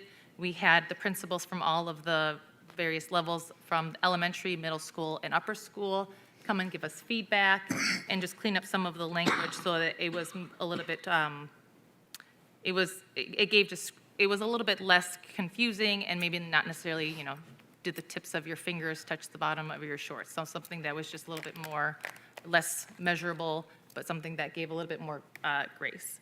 And then the policy committee also discussed that we will start dedicating a second policy meeting solely to address those Neola updates that we have not addressed, and we will be meeting on May 22nd from 12 to 2, but we will have a second policy meeting that is specifically dedicated to Neola, reviewing their policies, but starting from 2023 all the way, I believe it could be going as far as 2018. We feel like it's more efficient of our time as opposed from 2018 because 2023 may have a policy that already circumvents the 2018. Anything else to add that I perhaps missed? One thing that I would come back to when we were talking about the Sex Education Advisory Board is, would the board want to have the policy committee start looking at us putting our own policy in about the frequency, how often we want them to get back together? Well, is that something that the board needs to do, or is it under the guidelines? Well, the state's not telling us Anything. but anything, so The superintendent, it would be up to the district, so it's a We question. could do it of if either we- way. Or, I mean, we could just, if you want a certain number of years, we could. Is there a policy currently now? I don't think, that's why I'm asking that question, because I don't think there's a I'm policy seeing right that now we don't to know. So change. let's look into it. Yeah, let's look into it. Yeah. Just so it's not 12. Yeah, I agree. thanks. Any other committees? Next item? Next item, board member and superintendent commentary. Trustee Petlicoff? I just wanted to take this opportunity to piggyback on trustee McDonald's support of the superintendent at this point in time. He has had 6 years of highly effective evaluations. We will continue to evaluate him, and that is the time under the proper organizational meetings that we would be pursuing those conversations, and not any other time at a public board meeting. Thank you. Trustee Watts? Before I forget, I wanted to say before our next meeting, happy Mother's Day. I believe that's coming up on Sunday. And to all of the teachers out there, and I find it cruel that it's also National Teachers Week, so that not only are teachers creating projects for themselves, but also having Mother's Day, and it's Mental Health May. So I think that it needs to be something that, you know, if I was a legislator, be able to move, but I feel like it's a cruel waste of enjoying their week to make Mother's Day gifts, but that's just me. So happy Mother's Day to all of us. And nurses. And, yes, appreciate and them, nurses. too. Yeah. So, Was that what you were? That's what I was going to say. Yeah. I was thinking that. if I may just real quick too. Yeah. We've mentioned a couple of times about the awards, the MASB awards that were done. Again, I want to give special kudos to Joanne. She really worked hard on that. Thank you, Joanne, for everything that you did. And as we were leaving, you would not believe the comments that I got. We had the drummers there. We had, student entertainers. I had more people say that, boy, did Dearborn shine. And I even had people say, we need to do it here every year. And I said, I don't know about that, but anyway, so I just wanted to say, thank you to everybody that was involved. You did a really great job, and we were noticed, and everybody had a great time, and it was a good chance for us to show what we've got here in Dearborn. So thank you to everybody. And the for hard highest work. compliment was paid by Don Watroba about Fortson High School. He has been in multiple buildings across the state, and he has never, ever seen a building as spectacular as Fortson High School. There was a lot of comments made on the tours as well Yeah, about again, the preservation of that building and the library. They blew them away. And I heard many times how great the students did giving the Yes, tours, they too. did. Yeah, absolutely. I'm done. It's Two quick comments. The first I'll direct Mr. Mustin. The backdrop looks great. It looks great. It's a lot better than the blankness that we had here before. So glad to see that one. I'm going to be looking at pictures later, trying to see who I know where in time. The other thing I wanted to say is before this board meets again, the 12th graders are going to have their last day of school. So to the seniors who will be finishing before we meet again, congratulations. We hope you behave yourselves, and we look forward to seeing you soon at your proms and graduations. Next item. Next item, request for information and/or future agenda items. Trustee Mine is Petlicoff. just it actually goes into future meeting dates, but I don't want to stop that. We will be having a city relations meeting on June 13th that wasn't included in here. Time? 4:30, I believe, was the time. Same location. At this point in time, I believe so, yes. Thanks. Trustee Barry. Yes, Dr. Maleko, regarding the busing budget, transportation budget, I know we had a report a few years ago. If we can get that updated, please, to see where we're at. And the other thing is, just to follow up on that report that you gave us, should be easy. Just kind of break it down. I just want to see what would it cost just to create one position. We've been talking about this situation, the transportation for many, many years. Maybe the next time we sit down a study session, we can put a goal, something like maybe we need to move in that direction, 2 a year, 4 a year, 5 a year, creating those full-time positions. I don't want to see how many millions and millions of dollars it would cost. How much would it cost to create one position? For the transportation. For the transportation, the full-time position, yes. Specifically special ed or any position, is there? Bus driver? Bus driver, right? Bus driver, Transportation, okay. Bus driver, yeah. So if you got a bus driver coming in the morning, bus driver, and he's gonna go home, come back in the afternoon, that kind of discourages from people to apply for the jobs. But if we can create that position where that bus driver is doing something during the day, I'm sure pension kicks in, I'm sure maybe insurance, what is it gonna cost? So I think I gotta be careful how I say, I can't say everybody's in agreement, but I heard some support of going in that direction. See, I caught myself. We also had talked about it before, I think, with the bus drivers of finding other things during the day when they're down. Exactly, that's part of it. And that was just a couple of months ago, I think. So, yeah. And we have had conversations with the union There- president on that's what I that, but said. we can Okay. have some more. Okay. Trustee Watts. I think this is probably a list of information or future, well, probably information. I had attended the Autism Alliance, and their guest speaker was this phenomenal young lady called Elizabeth Bonker, and she's a nonverbal autistic student, college student, who was able to create a form of communication called her nonprofit's Communication for All, but she uses her iPad or technology within her iPad to communicate back and forth with her mom or anyone who she interacts. And I was just curious as to what do we have that technology, but what do we use for communication between those students who are nonverbal? Okay. We do, Trustee Watts, but I'll put it in the report. All right, thank you. Anything else from other trustees? Trustee Moses? Yeah. A few things. As far as the ESL students in middle schools, what are we doing as far as push-in support in math and science classes where they're in their mainstream classes? And what can we do more to help them? Another thing is an educator actually reached out to me in our city and brought this issue to my attention about the adult education page being only in English. So for those prospective learners, how will they learn about the program if it's only in English and they probably only know Arabic or Spanish? So this is more of an ask if we can have that page specifically or have a one-pager in both languages so it can talk more about the program and how they can sign up. I know we've seen flyers before when we sign up folks to, but the pages is not bilingual.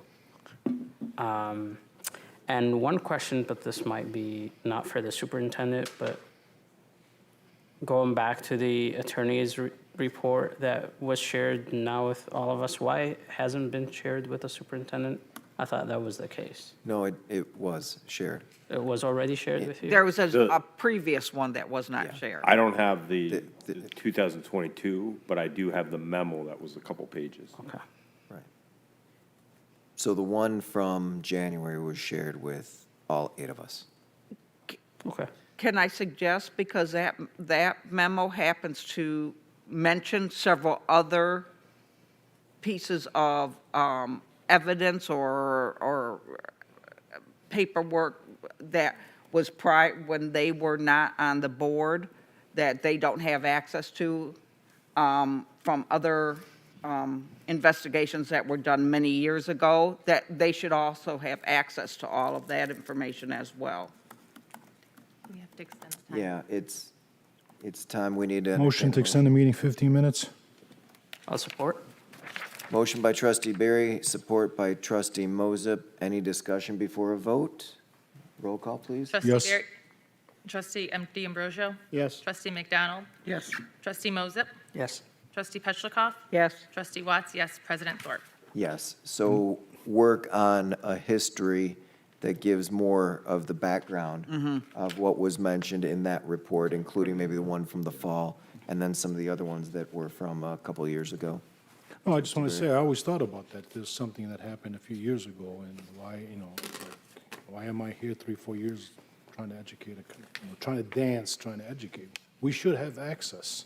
All the new board members should have access to that information. I don't see why not. I don't know if we need to check with legal or not, but I don't see why not. I don't think there's any issue with that. I just I'm wanted- sorry, go. Just one more thing, and I had brought this up earlier in the meeting. The request, and obviously this is for everybody, for board goals, if everybody's open to that, I think that's something that would have value going forward. So that as a board, we can come up with those board goals that we would like to see for the upcoming school year. Not that we have to wait until then, but I think, over the summertime, if we have those goals in mind and stated and written, then we can use the summer to give those goals to Dr. Maleko and the team to see how we would be able to measure that going forward. How would the trustees feel about working on goals over the course of the summer so that we could have them in place for the next school year? I would welcome that. I'd be fine with it. Okay, so something for us to work on that. Just more meetings, that's all. We'll have to figure out how we're going to do it, if it means another meeting or not. So the two items that I had put down, one was, it was mentioned, PLCs, and maybe the board needs to have a better idea of what the PLC structure is. I know we've had presentations, I feel it's been a couple of years at least. But even to see if perhaps that can help the board. So I wanted to ask about, we have the train the trainers, maybe we can have a train the board type of presentation at one of the upcoming board meetings. The other thing I know had, I think it started just recently, but because of COVID, we got away from small group meetings because it was such a difficult thing. Now that we are post the pandemic, what I would ask Dr. Maleko is if you could start putting in a couple of days each month where we could sign up if trustees are interested in small group meetings. And I would also ask that something that we had gotten into before the pandemic, I think, was at those meetings, if you can rotate different members of the cabinet perhaps with you on some of those ones. So if we've got a particular topic we want to discuss, then we can do that with you and that executive. Thanks. Anything else before we move on? Next item. Future meeting dates, Monday, May 15th, 2023, P12 Board Study Session, 6 p.m. at the Administrative Service Center in the Frank Franchi Boardroom. Monday, June 5th, 2023, P12 Policy Committee Meeting, 5 p.m. at the Administrative Service Center in the Superintendent's Conference Room. Before then, I had mentioned that May 22nd, we would have a meeting for the Neola policy, 12 to 2 p.m., presumably here at the Administrative Service Center. Monday, June 5th, 2023, P12 Building and Site Committee Meeting, 6 p.m. at the Administrative Service Center in the Superintendent's Conference Room. Monday, June 5th, 2023, P12 Board Meeting, 7 p.m. at the Administrative Service Center in the Frank Franchi Boardroom. Monday, June 12th, 2023, HFC Board of Trustees Policy Committee Meeting, 6 p.m. at the Administrative Services and Conference Center in the Cabinet Conference Room. Monday, June 12th, 2023, HFC Board of Trustees Meeting, 7 p.m. at the Administrative Services and Conference Center in the Rosenau Boardroom. And Monday, June 19th, 2023, P12 Board Meeting, 7 p.m. at the Administrative Service Center in the Frank Franchi Boardroom. We are adjourned. Thank you.